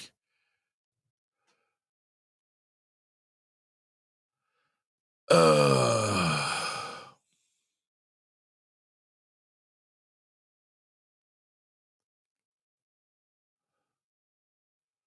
And Brian says Dr. Siegel is NBC's doctor reporter. Okay. But do we know how often he's on? I don't. I mean, I always just try to find out. It's like I always assume ignorance over malevolence at any given time. Evelyn says, Becky, I use Keto Brains that does have some MCT in it for my first cup of coffee. Oh, yeah. Evelyn says, Bacon Baby says, Evelyn, that picture is suspicious. And Rick says, I never understood the convenience argument. Well, Rick, I mean, realistically, if you're a parent and you have a spouse and you both work and you've got kids and obligations and time is a huge factor, anything you can do to save time is huge. You've got baths, you've got homework, you've got sports, you've got your job, you've got commutes, you've got play dates, you've got, like people that like their kids are in sports all day on the weekends. There's no hardly any time to go grocery shopping. There's no time to meal prep. Like the thing is the people who do these huge elaborate meal preppings, like it's crazy. Like, I mean, like if could you imagine imagine yourself being gone all day, every day, 6 a.m. to 5, 6 p.m. at night, having to then take care of kids. There's just, again, it's a perspective thing. So, Rick doesn't understand that because it's not a perspective that he has. So, Rick is a single gentleman, lives by himself, lives by his own rules. I mean, he is kept at bay by his cat, Milton. But, think about, just think about the idea of, you and a partner, multiple kids, and just your time being eaten up by anything and everything that isn't cooking, and then try to find time to cook food. There's just the convenience factor. I mean, convenience is a huge thing. P&J adds collagen to their coffee. And Rick says frozen foods are not convenient. Well, realistically, we still buy frozen vegetables. Frozen foods are convenient for the simple fact that he said that, what am I saying here? Frozen foods are convenient because, one, they don't go bad. They're freezer stable. All you got to do is turn your oven on, throw it in the oven, and then go do what you got to do. You don't have to hover it over. You don't have to stir it. You just put it in the oven, set a timer, go back to helping kids with homework, doing dishes, folding laundry, whatever it is you got to do, running the vacuum, maybe even sitting down watching some TV or something, because you still got to have a little bit of your time, right? But anything and everything that needs to happen has to happen. So if you can just throw food in the oven, cool. I mean, think about crock pots. Crock pots are huge. Even with us, like think about if you could get people with convenience with like a roast potatoes and carrots. They buy a roast. They put the roast in the crock pot. They put, they put in a bag of baby carrots, and they put in some those little red baby potatoes, right? And you throw that in the crock pot, salt, pepper, maybe a little garlic, maybe some onion in there, and you let it sit while you're at work. You come home and food is done.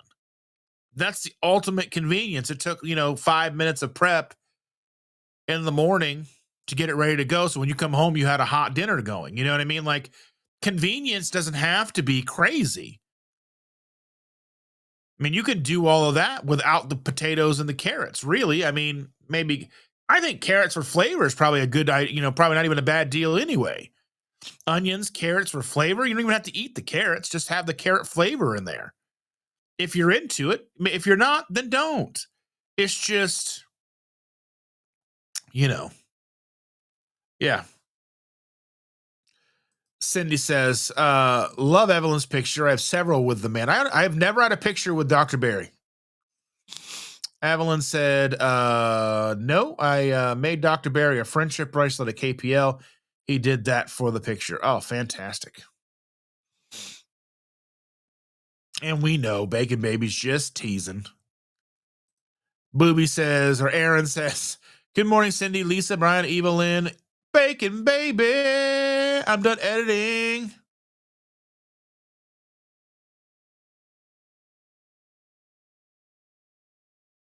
And Bacon Baby says, you are great, Keto Simple. It's a blessing that for your kids that you're that you're both so young. So, yeah, I mean, considering that Shannon and I are 46 and we're getting ready to have our second grandchild is pretty amazing.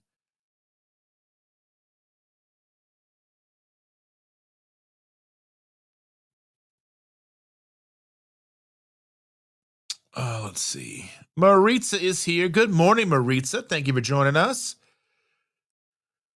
Oh,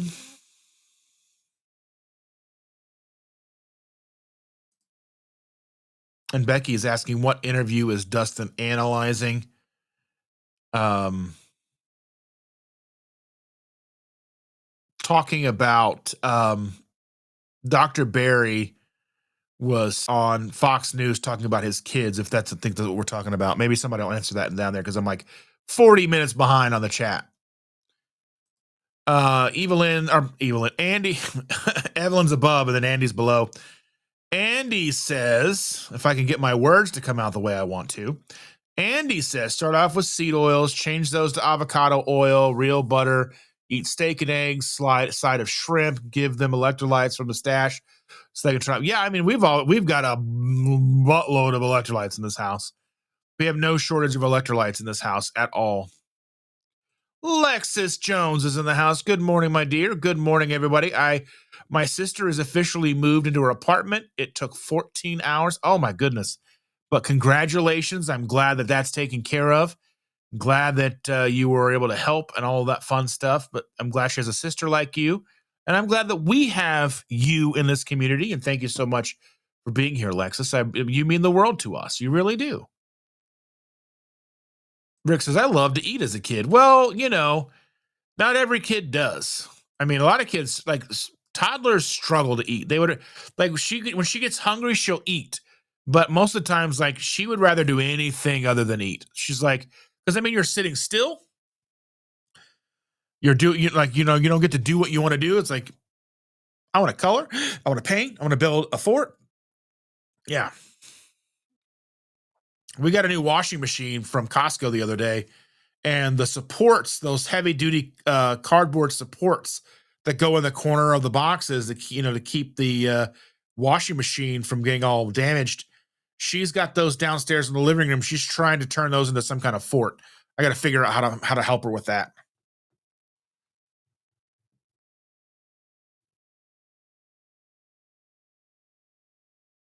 Rick says, I cannot keep up with all the YouTube channels. Realistically, it's impossible. I mean, it is impossible to keep up with everybody. I think realistically, getting to know who they are, but making sure that everybody has subscribed to them and watching. Realistically, you're going to watch your favorite channels. You can make playlists and have those play while you're asleep. Help channels out that you don't have time to watch, because there's not enough time in the day for every channel that puts out a video that you would like to watch. On top of not just this community, channels with interests that I have, computers, cameras, firearms, whatever it is that I like, food reviews, things that I'm never going to eat. I'm never going to go to Nantucket and eat at a pizza place, but I'm going to watch the review of it. I'm not going to go all over the East Coast eating pizza, but I'm going to watch the review of somebody doing it. You know what I mean? Like, there's tons of stuff I like to watch on YouTube outside of this community as well. As again, I watch more YouTube than I watch anything else.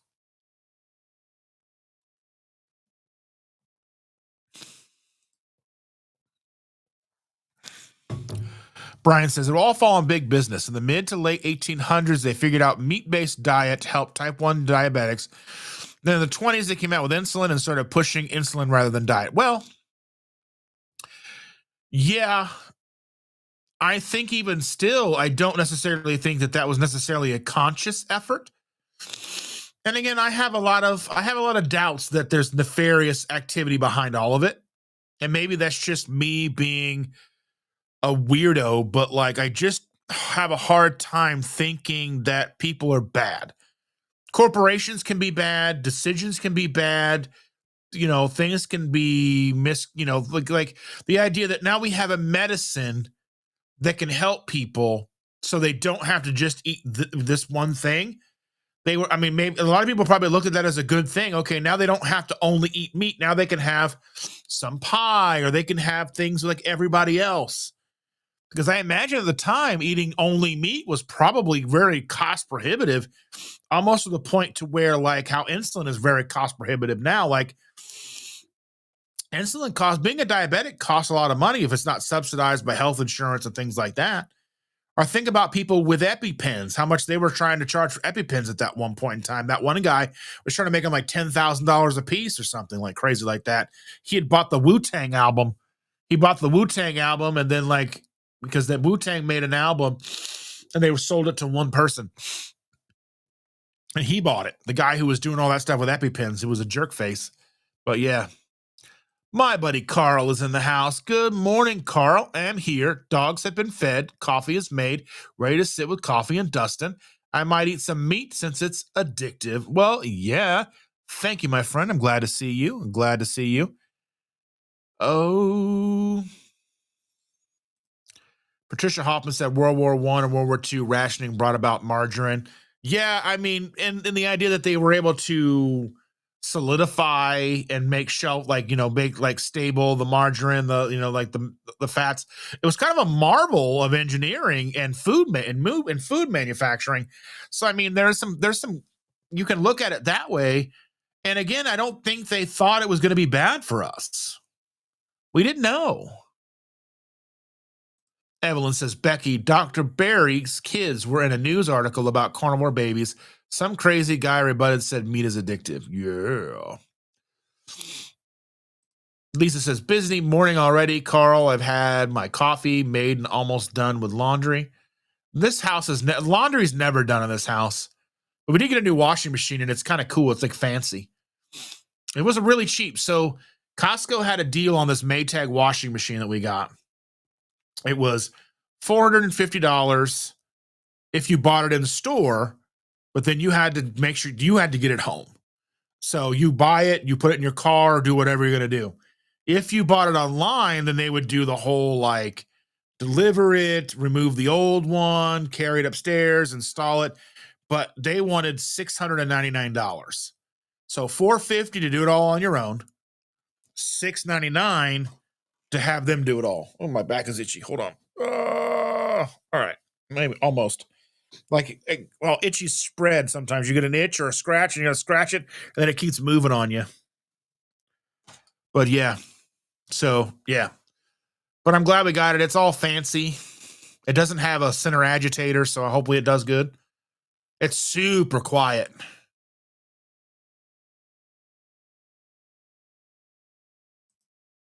Leaded gasoline is still what was still used in aviation. It's not used in the airline and commercial airliners, is it, Rick? Who knows? They're using jet fuel though, aren't they?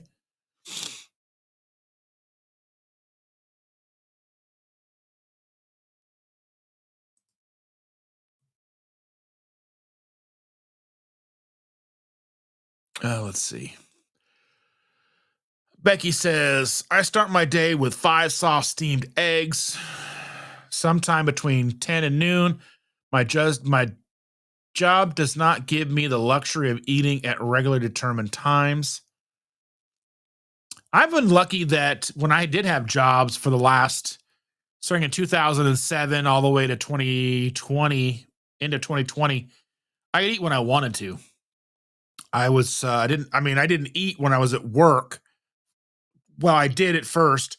Then once we went keto and I got myself through the whole like satiety thing, and there was a lot of that. And then I got to the point where I was doing like 20 and 4, like 20-hour fasting, 4-hour eating window, or 21 or 23, 1, however you want to look at it. But I mean, realistically, it was a 4-hour eating window. So I wouldn't even eat at work. It was so simple. I didn't have to bring anything. I didn't have to meal prep anything. I would just have water at work, and that was it. Water with some salt sometimes.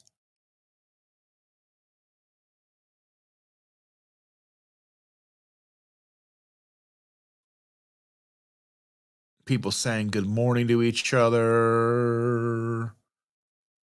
Cindy says, speaking of meetups, Dustin, any update on November?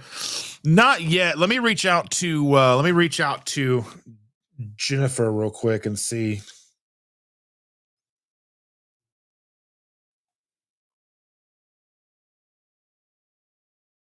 Let me see.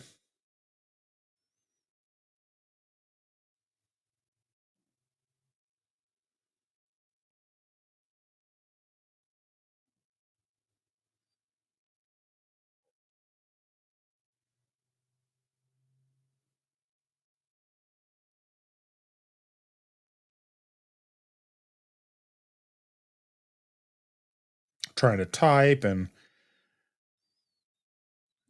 but I kind of wonder, would anybody be interested in a smaller type meetup, maybe coming together and meeting in like a BW3s or something like that, or just a restaurant?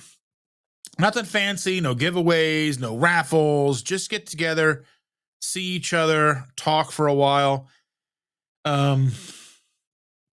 figure something out. Would anybody be interested in that? I mean, I know we normally do the AMO meetup, but that'll probably have to be rescheduled, and we'll probably just pick up in May of next year. Yeah. But let me know. I'm going to wait on, I've just sent that message that I have a group chat with her and Jaqueline. So we'll see. So we'll find out. Josephine C says, my daughter just complained out of the outbreak of her face before I could say a word. She says, I know I need more beef. That's like the thing, like anytime I bring up anything about food related with anything that kids got going on, I know, like, but if you know, you'd be doing it, you know?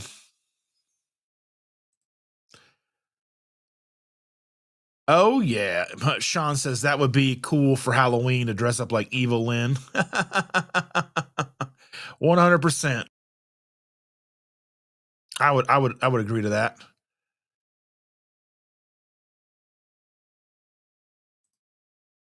Yeah, could you imagine, Evelyn? You know, all the people that were like on what was there was like a brand of like pharmaceutical topical cream or whatever they would show on TV with people like with the ridiculous acne, the back knee, like all that just ridiculously horrifying. Like you knew it was painful and awful and like you're trying to like rub your face with like those alcohol things, like the acne pads and all that stuff, and it just burned and it was like smelly and like dried your face out, but you still had tons and tons of pimples and they never went away.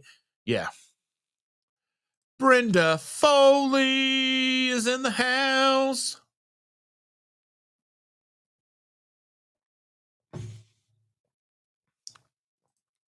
Yeah, I do call her Evil Lynn, but she's not evil. She's probably the most unevil person on the planet. The reason I call her Evil Lynn is because I have her name in my phone, but then it gets read like, so if she texts me and my car reads it out with Google Play or with Google Auto or Android Auto or whatever it's called, it sounds like Evil Lynn. It'll be like Evelyn, but it'll say Evil Lynn. And I was like, so it stuck. So Josephine says, yep, it's hitting home as the other day she said she should do the whole meat thing. Yeah. Like our kids are always like, you know, like we just can't afford to eat keto. We just can't afford it. I'm like, you could.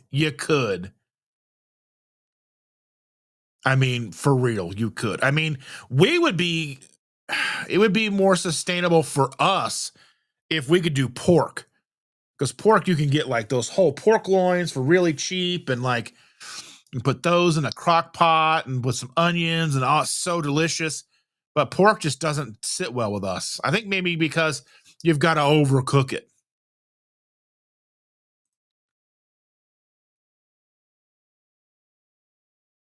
Patricia Hoffman says, we breathe out 40,000 parts per million with every exhale.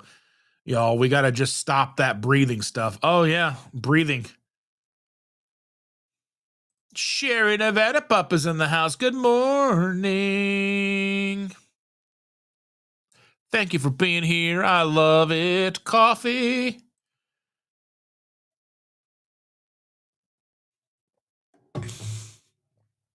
Helen says they are pushing veganism because if they only eat vegetables and fruits and nothing else, they are going to get bowel disease and lower immunity. Well, the thing is most doctors truly think that if you're eating a vegetarian plant-based diet, it's going to help with what's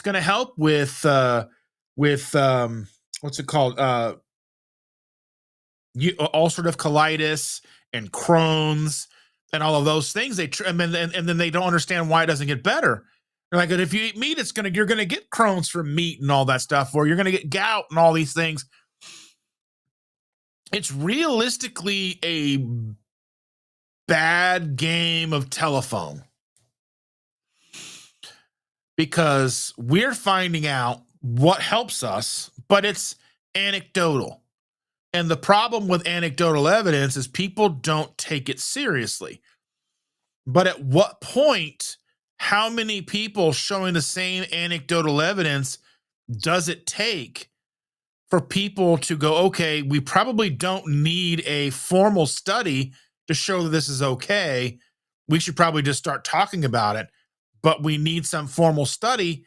But the studies are impossible to do the way they need to be done, because almost every single food study that's done is done in survey form over the course of like 10, 5, 10, whatever years, maybe even longer. So we're just caught in this weird data loop. So I don't know. We'll see how things go. People saying good morning to Sherry. And Helen says, I'm doing vlog style content. Yes. So a day in my life and talking how I'm feeling and experiencing and my cooking and meals that I eat and I'm feeling and what I, and by but my feeling too is I don't edit, just pause videos. Oh yeah, that's perfect. And he says, that's awesome, Lisa. I'm sweating up a storm after arriving back home. I want hoodie weather instead of this heat and humidity. Oh yeah, I want hoodie weather so bad. We are the simples. The simples. I don't need that's the worst thing we could be called. Like, what is wrong with you? Like, we're all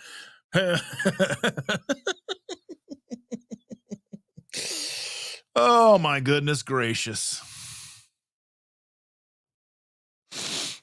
My goodness gracious. Simple hobbits. But I'm not a hobbit. I'm like 6 foot tall. I don't even know if my feet are hairy enough to be a hobbit. Second breakfast. Josephine said, Evelyn, yes, showed my son. He is slowly going all meat. And Helen says, so I pause videos and start recording again, but I don't edit. I'm basically just recording off my phone at a moment, and that's it. Been as real as it can be. Yeah, that's perfect. See, look at this. Erin's got to go shopping. She's got to feed all them children. Could you imagine those children all went hungry at the same time and they just attacked her? She would be gone in like 8 bites.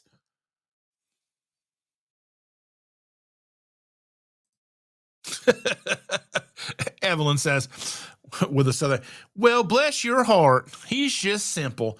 Oh man, I have a friend and she used to live in Chicago. Well, she was born and raised in Chicago. And I was up there with her and my friend, and we were going to the Science and Industry Museum in Chicago. So it was me and my friend, her and her brother were all in the car.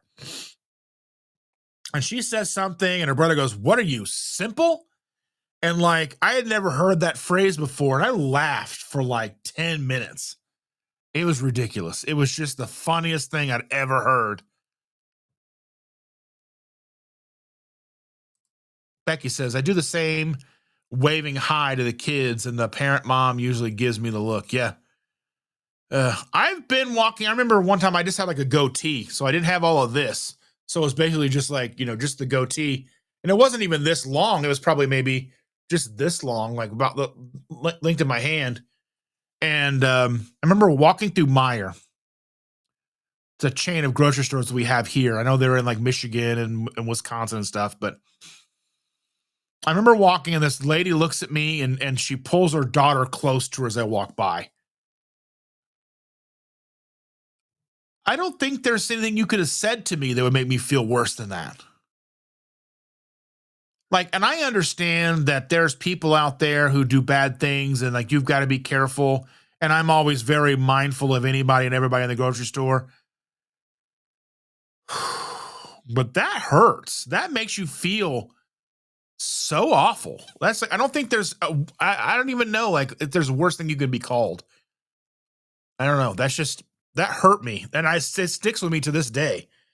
You know, and I mean, and rightfully, you know, she's doing what she thinks she needs to do, but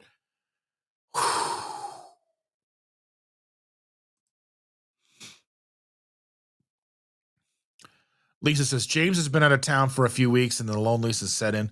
Well, you know, I mean, I'm glad that you're here. I'm glad that you're able to hang out with us. And I hope he gets home soon. And we love you, Lisa.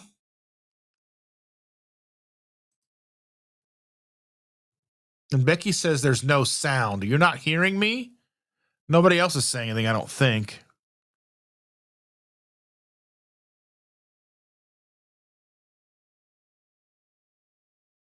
Oh, did my YouTube go away? That's right there.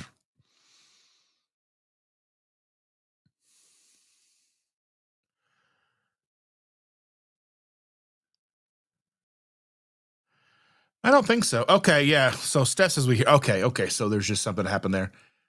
Cindy says, I'm an hour behind on this chat, which is fine because we've got about an hour to go. So Cindy says, babies are the best for sure. Got to be careful, though, with all the crazies out there. People don't know how to take kindness when you're waving at those babies. I do the same thing and then think that too. Yeah, I try to be mindful about that, you know.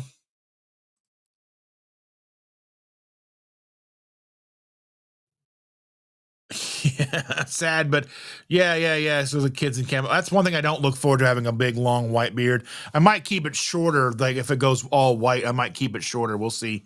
We'll see how it goes.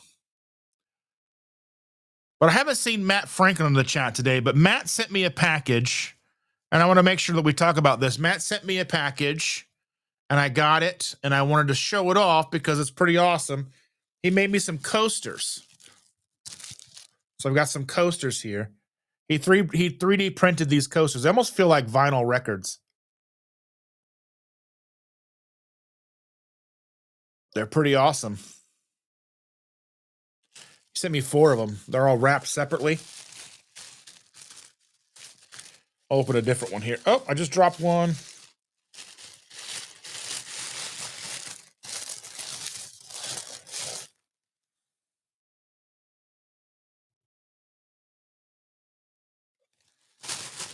I love it when people send me stuff. That's super duper awesome. It like makes me feel all like, I don't know. It just makes me feel good when people send me cool stuff. I love it. Sunny Chronicles is in the house. Thank you for being here. I hope you're doing well. I saw you were live late last night, but we were going to bed. I didn't get a chance to say hello.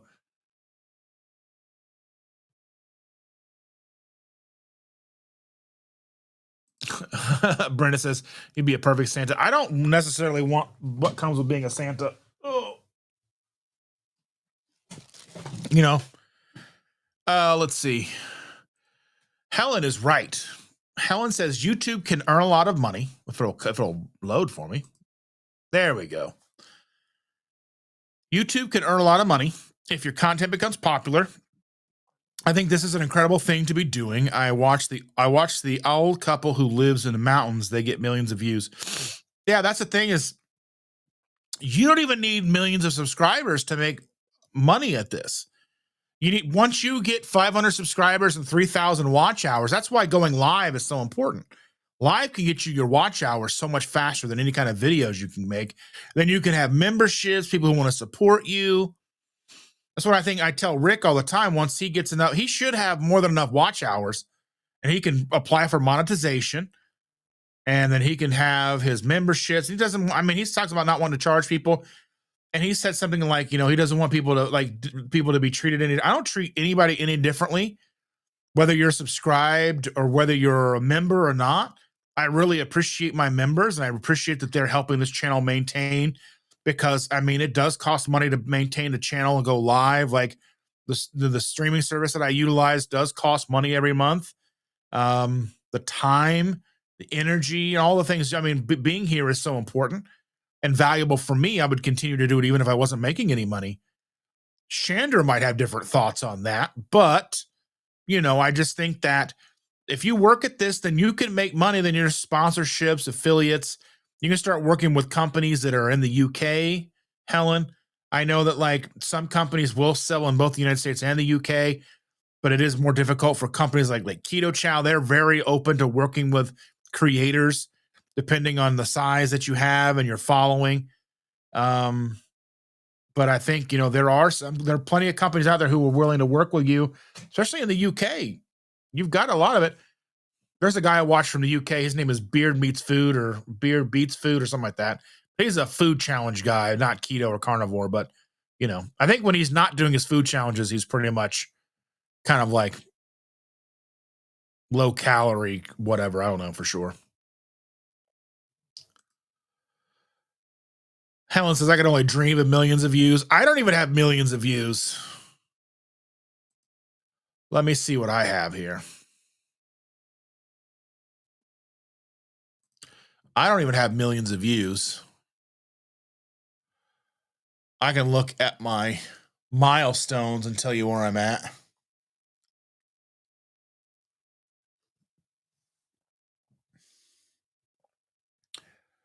I am coming up on,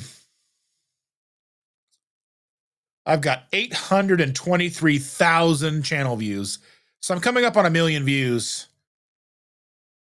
I've got 76,000 more views to go to get to 900,000 views. So I've got less than 200,000 views to hit 1 million channel views. So that's shorts, lives, long form videos all together for me to have 1 million views. So I'm coming up on 1 million views. I'm a lot further along than I ever thought I would be. So I'm coming up, so less than 200,000 views to hit 1 million views. That's just crazy. So I want to thank each of you people, all of you people that come in here and you watch and you're here, your family, and you watch and you support me. It's fantastic to think about. Yeah, and Evelyn is like, like Evelyn is my new TV. I don't have time to watch either. Yeah.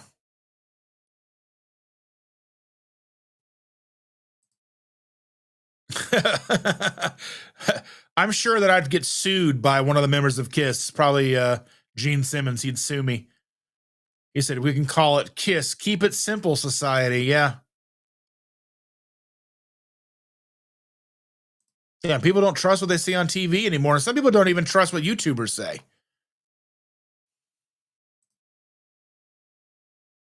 Yeah, Helen's right. So YouTube gives normal, everyday people a chance of big things to improve their income and lifestyle and to share information.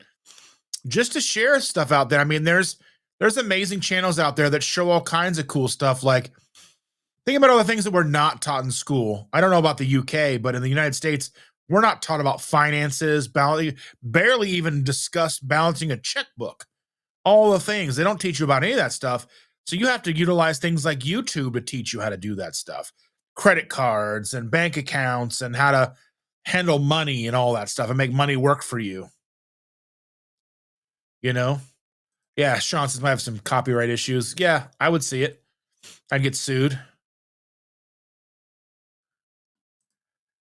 Evan, what you do in your own bedroom is up to you, my dear. You can wear all the makeup and leather you want. Brides Biscuits in the house. Sup, fam? I love it. Visual Keto is in the house. Good morning. We had the beepers first, but the big Motorola. Yeah, I had a beeper for a long time. It's weird too. Like the difference is like when I used to carry a beeper to school, if I would have gotten caught with a beeper, I would have been expelled. Not suspended, not a timeout, not in suspension. I would have been out of school for 6 months for a beeper.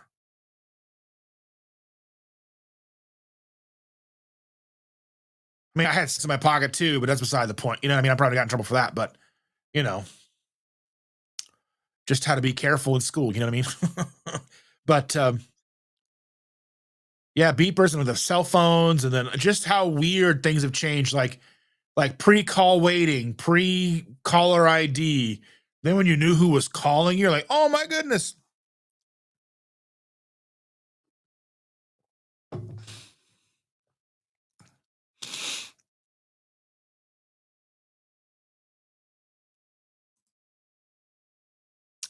So Helen says, I live on WhatsApp, TikTok, and YouTube. Do it.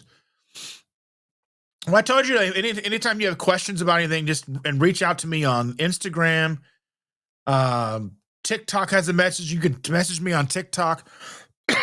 I mean, like if you're ever looking for a way to message me, yeah, you can message me on TikTok. My handle on there is Keto Simple _. I had Keto Simple, and then my phone messed up, and I had to reset my phone one time, and I was never able to get back into that TikTok account, Keto Simple. So the Keto Simple _ is my account. So you can reach out to me on Instagram at Keto Simple, Twitter at Keto Simple, TikTok at Keto Simple _. I do have WhatsApp, but I don't think it's under Keto Simple. I think it's under my name. But yeah, you can find me. You can, because I know you had questions about going live. So anytime anybody wants to reach out to me, there's ways to do so. And Cindy, we normally watch YouTube as well. And Rick says, texting is okay for short messages. I know someone that tries to have a conversation by text. I just call her. Yeah, we hate that. The one thing about long conversations on text messages is, or one thing that is a bonus about text messages, you don't have to necessarily have the conversation right now. You can have that conversation over the course of a day, even if a 10-minute conversation could happen over the course of a day. And I like that about text messages. Like you can text me, I can look at it, I can think about it, I can get back to you. I can forget about it too. So don't get mad at me if I do that, but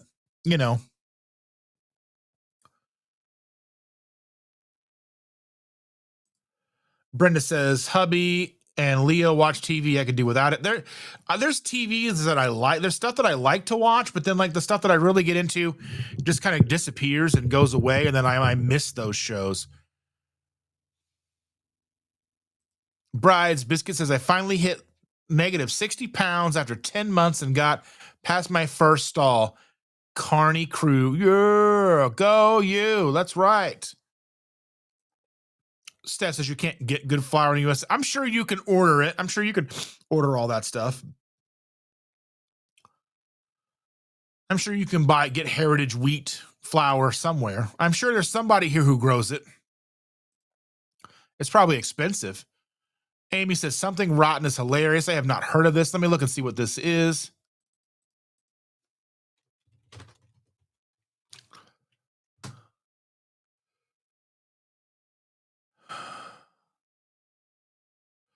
So is this Something Rotten is a Broadway musical comedy set in the 1590s that tells the story of two brothers, Nick and Nigel Bottom, who are struggling playwrights trying to compete with the popularity of William Shakespeare.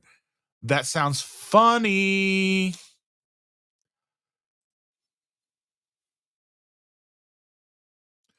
Travers says, I liked Wednesday season 2. Good acting, but true to original, well written. Fester is extremely well written and acted. True. I liked Fester. Fester was great, but I didn't think the rest of it was true to the original. Like the first season was okay. I just think this season I just don't think it was well written. I'm glad you liked it though, because I mean, we're watching it. We're just kind of like hate watching it in a weird way. We're kind of watching it to say we did. Helen says, anytime one of your videos can go viral overnight. Yeah, and the thing is, I don't want to go viral. I make videos, hopefully, that will stand the test of time, that people will be interested in as time goes on, that evergreen content. So that's what I kind of shoot for, because when you go viral, then you're always kind of chasing the dragon, and I don't necessarily want to do that. I just want to continue to put content out that's helpful, that people can get something of value out of for a long time, because YouTube's going to be around a long time in theory, right? Cindy's talking to Helen saying, only YouTube, Facebook, and Instagram. TikTok is a pain to me. Keep getting these scammers wanting to be friends. Yeah, I don't care about people who follow me or want to be friends. I don't pay much attention. But if we follow each other and then you message me, I'll see it eventually. But I do not check TikTok every day. I'm lucky to check it once a week.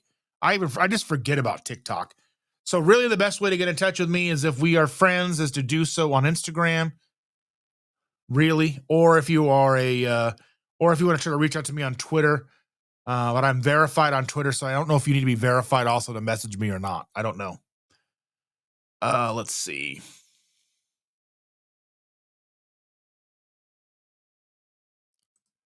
Carl says something rotten is a mixed up Shakespeare play. Should be funny. That looks like fun. Evelyn for $4.99. Thank you for always giving us a place to hang out with our friends. You are a blessing. Well, thank you so much, Evelyn. You are a blessing. And I think the world of you. Thank you so much, dear. You are the best. You and Carl and your girls. I'm glad to have you in my life. I really am. Really, really, really. Rick is talking to Visual Keto. I had the big Motorola phone in the early 90s, self-employed, making really good money, so it was worth it. And I was working in very dangerous areas, so a phone was important. It's weird how like we went from phones being at home and not really, and then just having pay phones around, having pay phones, then pagers, and then all of a sudden we have phones with us everywhere we go, and that's like we don't want to be bothered by phone calls. Like, don't call me if a text message can do. Like, why have a meeting if an email can do? You know what I mean? There's this like time as we learn how to utilize time, how we utilize that time becomes so much more important. Fries Biscuit says ground beef, pork, chicken, and some shrimp, salmon, and lamb here and there is 90%, 95% of my diet. Look at that. I love it. Brenda says, I seen a program saying that meat shortage is because heirs aren't taking over farms and they aren't increasing. Oh, okay. So yeah, so like the farm, like we've lost so many farms. Yeah.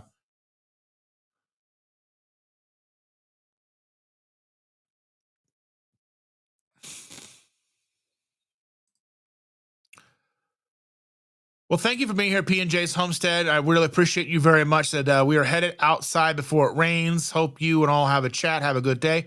Thank you so very much. Look at this, Helen, for $9.99, 10 pounds sterling. Thank you so very much. She says, thanks for helping me grow my channel. I'm so grateful.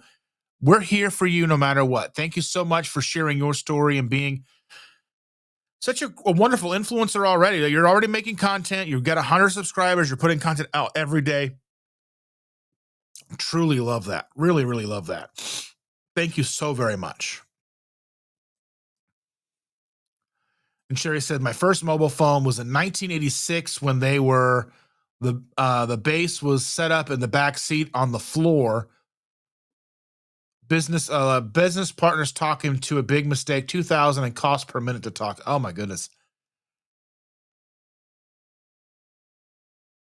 Well, think about what we pay for phones now. Like my phone, I've got like this phone was like $1,200, and then it pays per month. I mean, it's probably a lot cheaper than that, but this isn't too far off from $2,000. You know what I mean? But it does more than just talk. I make content, keeps me in touch with everybody. You know.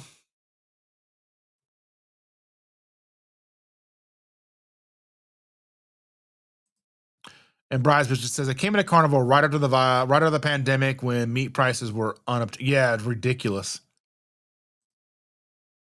Cindy says, I didn't get a cell phone in the late 90s. I moved to New England and was traveling an hour for work. Oh, yeah.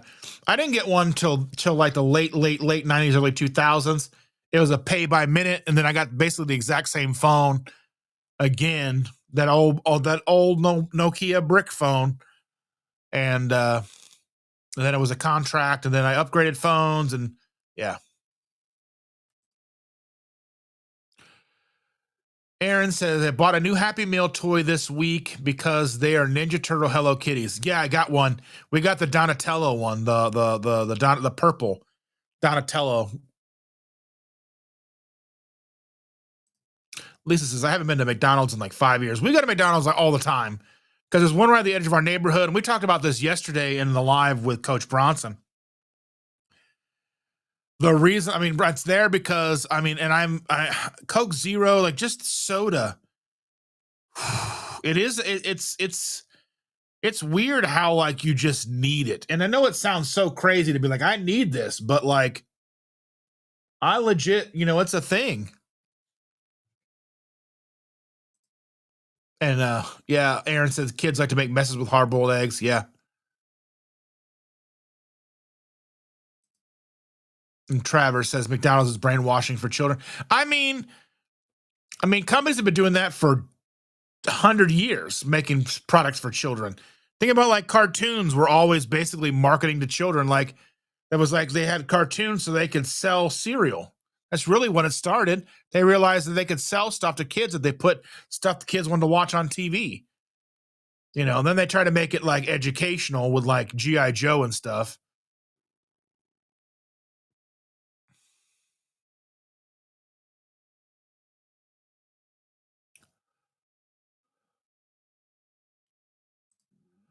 Yeah, let's see. Helen says, I've seen a lot of people in the USA talk about Wendy's patties over there. Yeah, you can get the Wendy's patties, like a pound, like four patties in a package here, but they're like $8.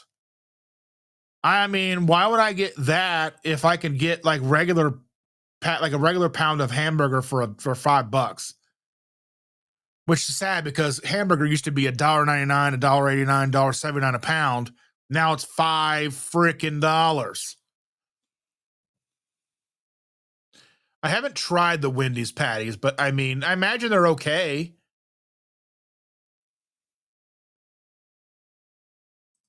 Helen said, "Yeah, I love potatoes. You're right.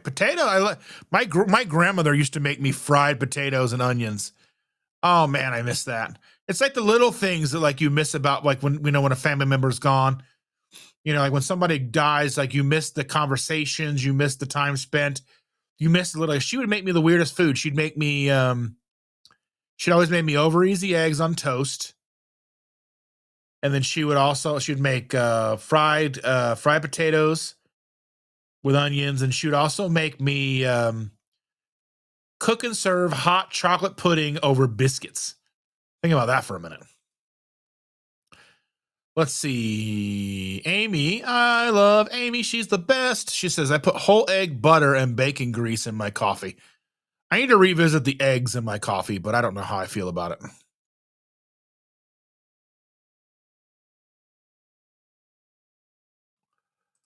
Bride's bitch said, I started using half and half in my coffee because heavy cream it looked at has a stabilizer like carrageenan. I'm not too worried about carrageenan because I'm just not too worried about it, to be honest with you. I mean, a lot of times when they talk about carrageenan, they're talking about a different type of carrageenan. They're talking about a lab type carrageenan. It's not the same as food grade carrageenan. And I think it's called degraded carrageenan, and that's something that gets used in lab situations. It's not what goes in food. And I wouldn't worry too much about it. I mean, if it bothers your stomach or whatever, then yeah. But I think we make a big fuss over it for no reason. It's just a stabilizer and keeps fats and stuff. It comes from seaweed, so I mean, not that it can be good or bad, but you know what I mean. Andy says eating carnivore raises testosterone levels. No need for the blue pill if you eat the proper human diet. I don't think that's. I think because I've even seen people who do eat a meat based diet still need some testosterone. You should still get checked and all that stuff. Let's see. That's why they want to shut us down. The blue pills make a lot of money. Yeah, they make a lot of money. Yeah. Let's see. Half and half has more carbs. I think. Let me look at that. Let me see. I don't think that that's necessarily true. Let me see.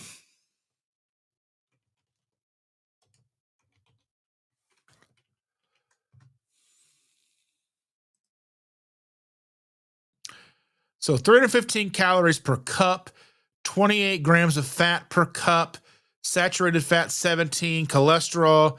Let's see, carbohydrates, 10 grams of carbohydrates per cup of half and half. So let's take a look at the thing. Let's take a look at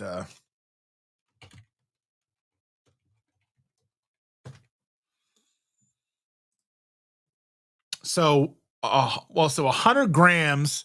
Let's see.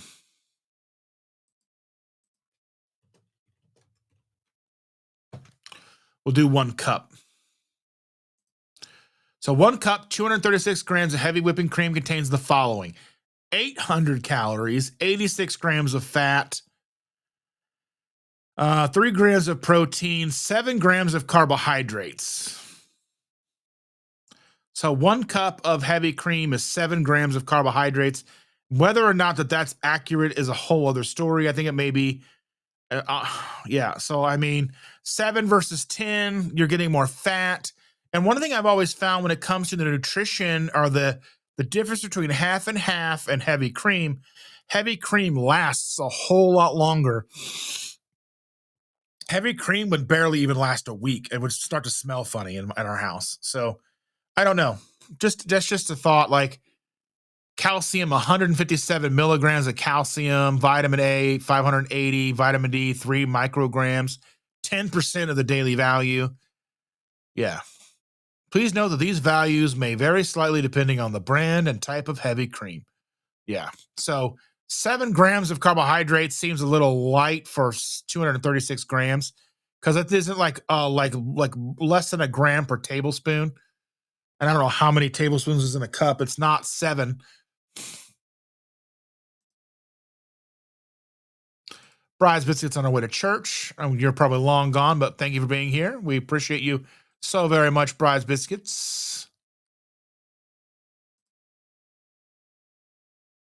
Visual Keto says 46 is definitely a great age to have grandchildren. I was 36 for the first. Well, we were 39 for the first. They seem to keep coming every year. So it's been almost 7 years. It'll be 7 years before this one gets here. So, yeah, we're glad that we are young. Andy says, Susan and I are 50 or 61 and 54, and I have one grandchild. She's almost 2. My other children haven't been blessed with children yet. I'm going to be a fit grandma for these babies. Yeah, 100%. Karen Harrington is in the house. Good morning, beautiful people. I'm glad to see you, Karen. And Scott, my buddy from Platte River Keto, is here. Good morning, my friends. Thank you for joining us. Thank you so much. Rick says, I need EpiPens for bee stings. I stopped buying them. It was cheaper through insurance to go to the hospital. I have to go anyway. I'm highly allergic. Well, good luck on that. Karen says, good luck with the Maytag washer. Thank you so much. Rick says, a minute out of the chat. My 21-month-old granddaughter likes to sit on my lap and play an MO game on my phone. So she plays it over and over and over and over. That's perfectly fine. Lisa would love a meetup, get together. So yeah. Steph also would like a meetup at a restaurant to keep it simple. Yeah. Carl says, Ev and I would come to a casual meetup gathering. Just tell us where. All right. Sean says, we would be interested in a meetup as well. It would depend greatly on when, though. Yeah, we're looking at probably sometime in November.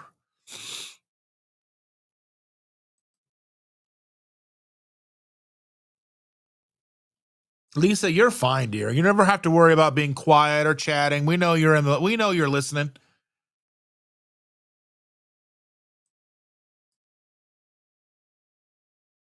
And Evelyn says, don't forget to hit the like button.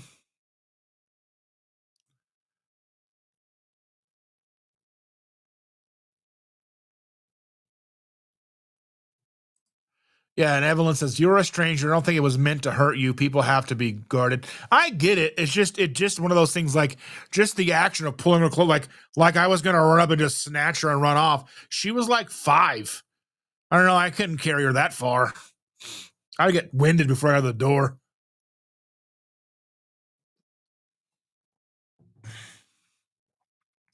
Lisa said the coasters are awesome. Yeah, I love it. I love it. Matt's awesome. I was hoping he would show up today, but he's probably at work.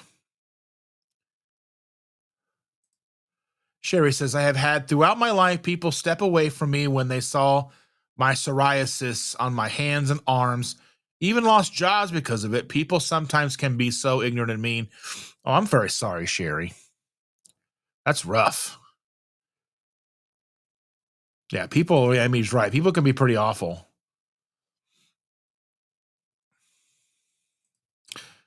Travers says most American food not allowed in the UK. That's the weird thing about like the cereal. There's the cereal debate. They're trying to talk about phasing out the heavy dyes and stuff in it, the fake dyes, but they already make it here for Canada and the UK without the dyes. All they have to do is just do the same thing. But yeah. Silver Health Quest is in the house. Oh, it's Brian Doyle, by the way. Okay. Hi, Brian, and a different name. Sonny said, that's great. 1 million views. 200,000 to go, but we're getting there. We're getting there.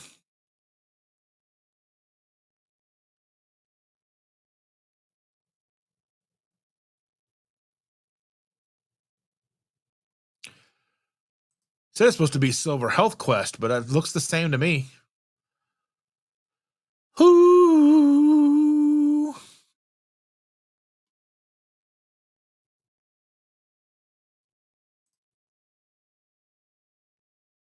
Brian says, not at work, just started the channel on my walk here. Let me see if I can follow you real quick while I'm here, while I'm thinking about it. Silver Health Quest. We'll see if I can find it.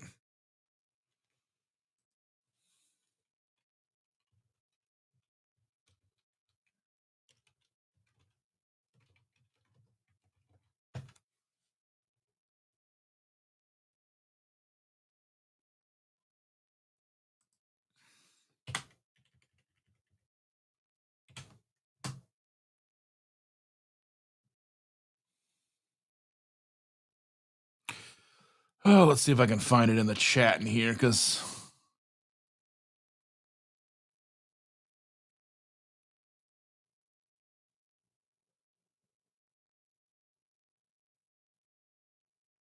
all right, you now have at least 3 subscribers.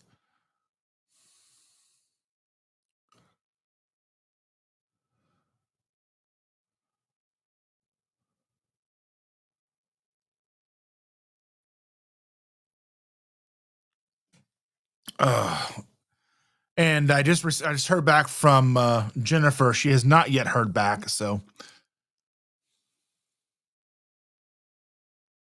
Risa's in the house. Good morning, Risa. She slept late, of course.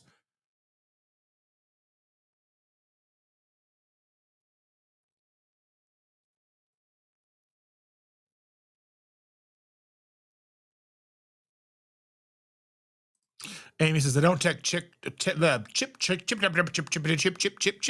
don't check TikTok every day either. I just use it to create shorts. Yeah. Oh, Sonny with gifted 5 Keto Symbol memberships. Thank you so much. Thank you so very much, Sonny. We got Ann, CB, Pursuing Better Health, and Granny Boo 2, and the Forgetful DM all got subscriptions to my memberships for 30 days. I love it. Thank you so very much. And Helen says, I agree. I don't care about viral videos. Yeah. I mean, it would be nice if I put out videos that got 10 million views, because that would be some amazing income. But I mean, again, I'm not here to get rich. I mean, it would be nice, but you know. Sonny says, Dustin is an awesome guy and I appreciate him. Fun to do gifts to, just to see who gets them. Oh, I love that. Thank you, Sonny. You're the best. Around. I need to make that. I need to, like, you know, give the you're a best, like the thing from Karate Kid. It's like, you're the best around. No one's ever going to keep you down. But I'd probably get copyright struck for that.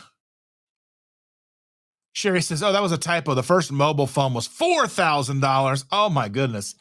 That's wild. Yeah, that's like when they had to install them into your car and all that stuff. Yeah, Evelyn said we had one of those first mobile phones. It was in the size of a suitcase.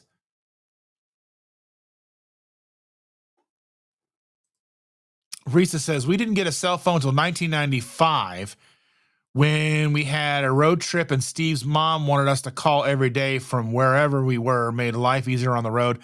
I want to say it was like 95, 96. My grandmother got a cell phone. She had one of the original Motorola flip phones. She probably had a 30 minutes a month or whatever on it or whatever. And I remember when it was funny because I called my buddy from down the street from his house, was like, yeah, we're on the way, but like it'll be a while. Then we showed up at his house like 2 minutes later, was like, I was just fooling, and it was dumb. It was real dumb. Yeah. Reese's first phone was a flip phone. Mine was the candy size, like the big old original motor, like the original Nokia can, like the one that was about this tall, and it had like the hard antenna. Yeah.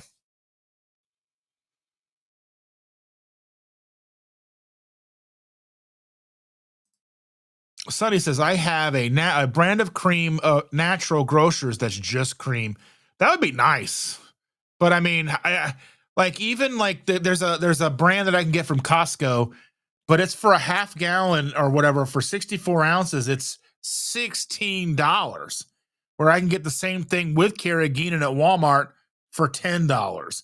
And I know that that's not, I mean, but in the grand scheme of groceries, you've got to cut like $5 more or whatever. That's a lot of money. I think it's $16 now. I think it's $15.99 for the Horizons. It's crazy.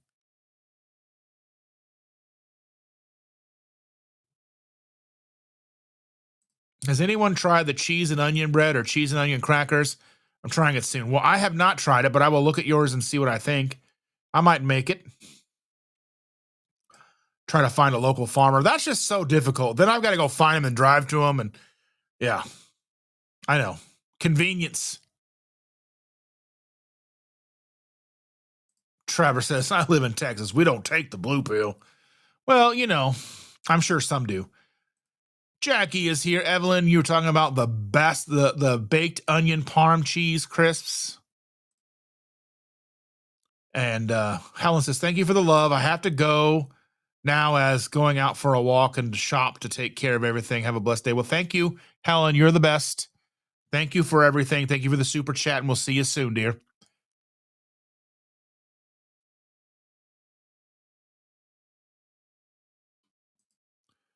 Jackie said, I tried that one. It was good, but wouldn't do a whole onion. They don't reheat well, and they're very rich. I just love onions. I've cooked scrambled eggs with an entire onion in it before. I don't know if I recommend it, but it was delicious to me. I don't know if anybody else would do that. But onions, I love onions. Any kind of shredded cheese on a cookie sheet, layer onions on top, and even more cheese, bake until crispy. Sounds awesome. I haven't done it, but I would eat it. I like it. Risa says, I found the Land O'Lakes heavy cream at the supermarket, has all kinds of crap in it except Aldi version, same, LOL. At Costco, just milk and Gallon gum. Weird that they're all different. Well, it just depends on what kind of emulsifier they're using. 16 tablespoons to a cup. So I guess that would be like if they were half gram or whatever each, and then there's like eight total carbs. Yeah, I guess it's not that far off. Jackie says, I try to buy Amish dairy heavy cream, but when Walmart sells half gallon, it's hard decision. Yeah. Because I mean, what does Amish sell a half gallon of heavy cream for? It's not $10 like Walmart does.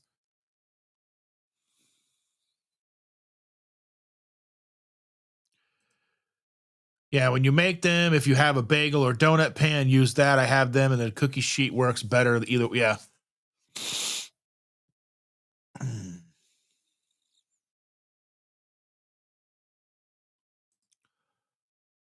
And Cindy says, slice the onions thin.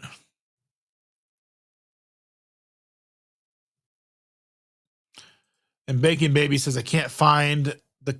And there's the link, everybody. Go to the link and follow.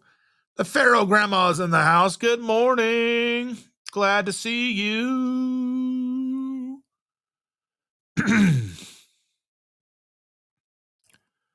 Video one is uploading by Silver Health Quest. And Jackie says 1993 because I was pregnant. We were driving somewhere.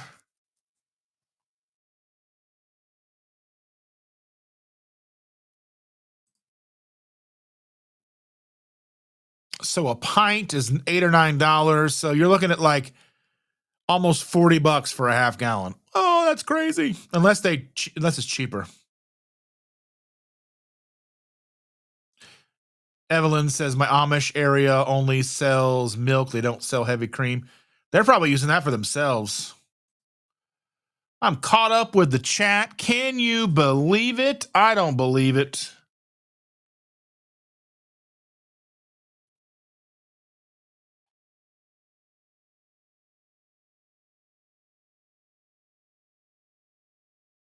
I don't believe it. Oh, we have an Amish presence here in Indiana, but you got to go north. I don't think there's not a huge Amish presence around here, like around where I'm at.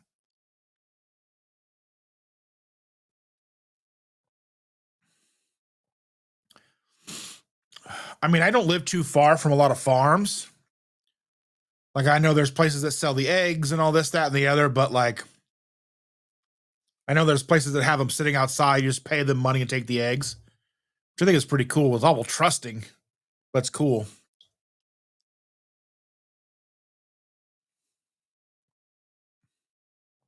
At least since I got 3 close to me.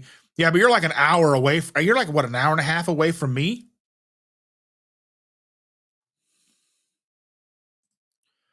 Jackie says I have to go to the actual dairy to get heavy cream. They don't put it in the stores because you can go to Martin's and buy their brand of chocolate milk, orange milk, strawberry milk, regular milk. Ooh, orange milk and strawberry milk? What does an orange milk taste like? Is it like orange cream?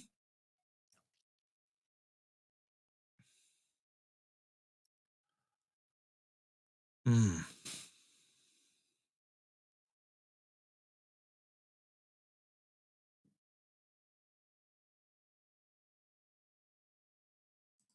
Crystal Springs Dairy is what the name of the farm is. That's probably real far from me. Let me see. Springs Dairy.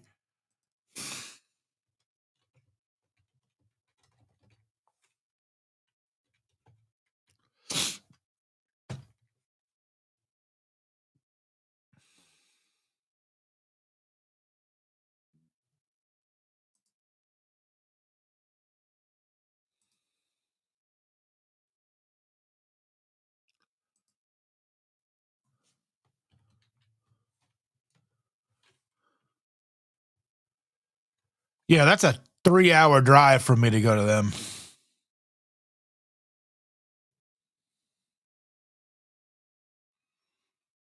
I get you. That's a far drive for me.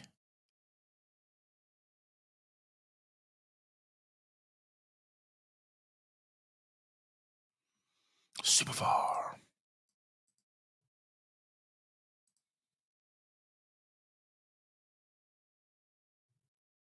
Yeah, and Lisa says pretty much hour and a half. We have it less than an hour south of her. It says Evelyn. Pharaoh Grandma says if you were milking 2 or 3 cows, you could use the cream for butter, cheese. Oh yeah.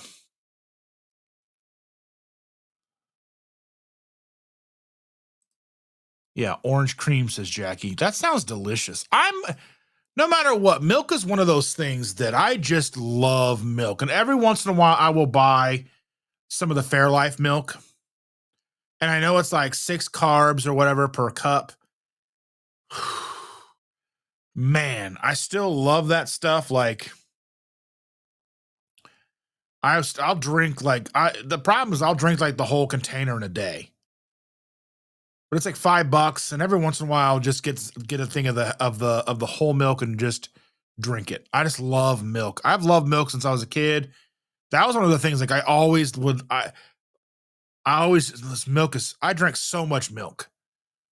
So it's terrible for me, but I love it so very much.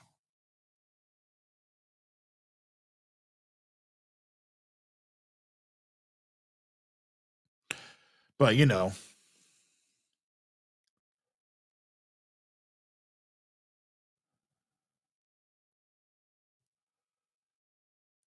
yeah, so Jackie says that I think Ruth Ann from the Zimmerman YouTube channel has 2 dairy cows. Yeah, I have no idea who that is. I mean, it's impossible to know who every YouTuber is. Evelyn says, I use Fairlife to make yogurt.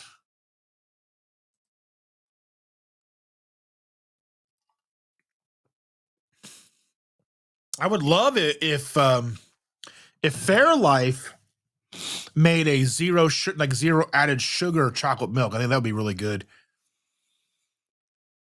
Like, even if they use like sucralose or something to make it or whatever, like, so good. I bet it would be so good to have it, because every once in a while chocolate milk just hits the spot.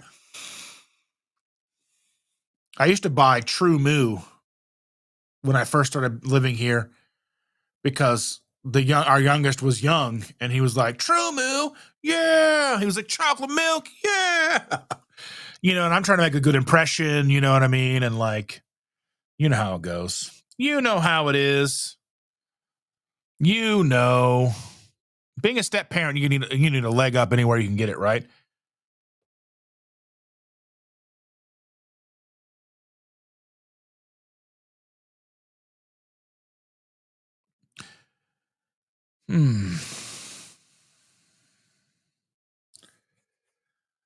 Oh my goodness. So,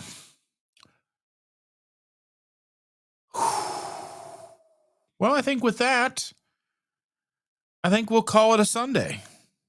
You guys have been awesome hanging out with me all day. I love your faces so very much. Risa says that she uses Fairlife or fermented dairy, and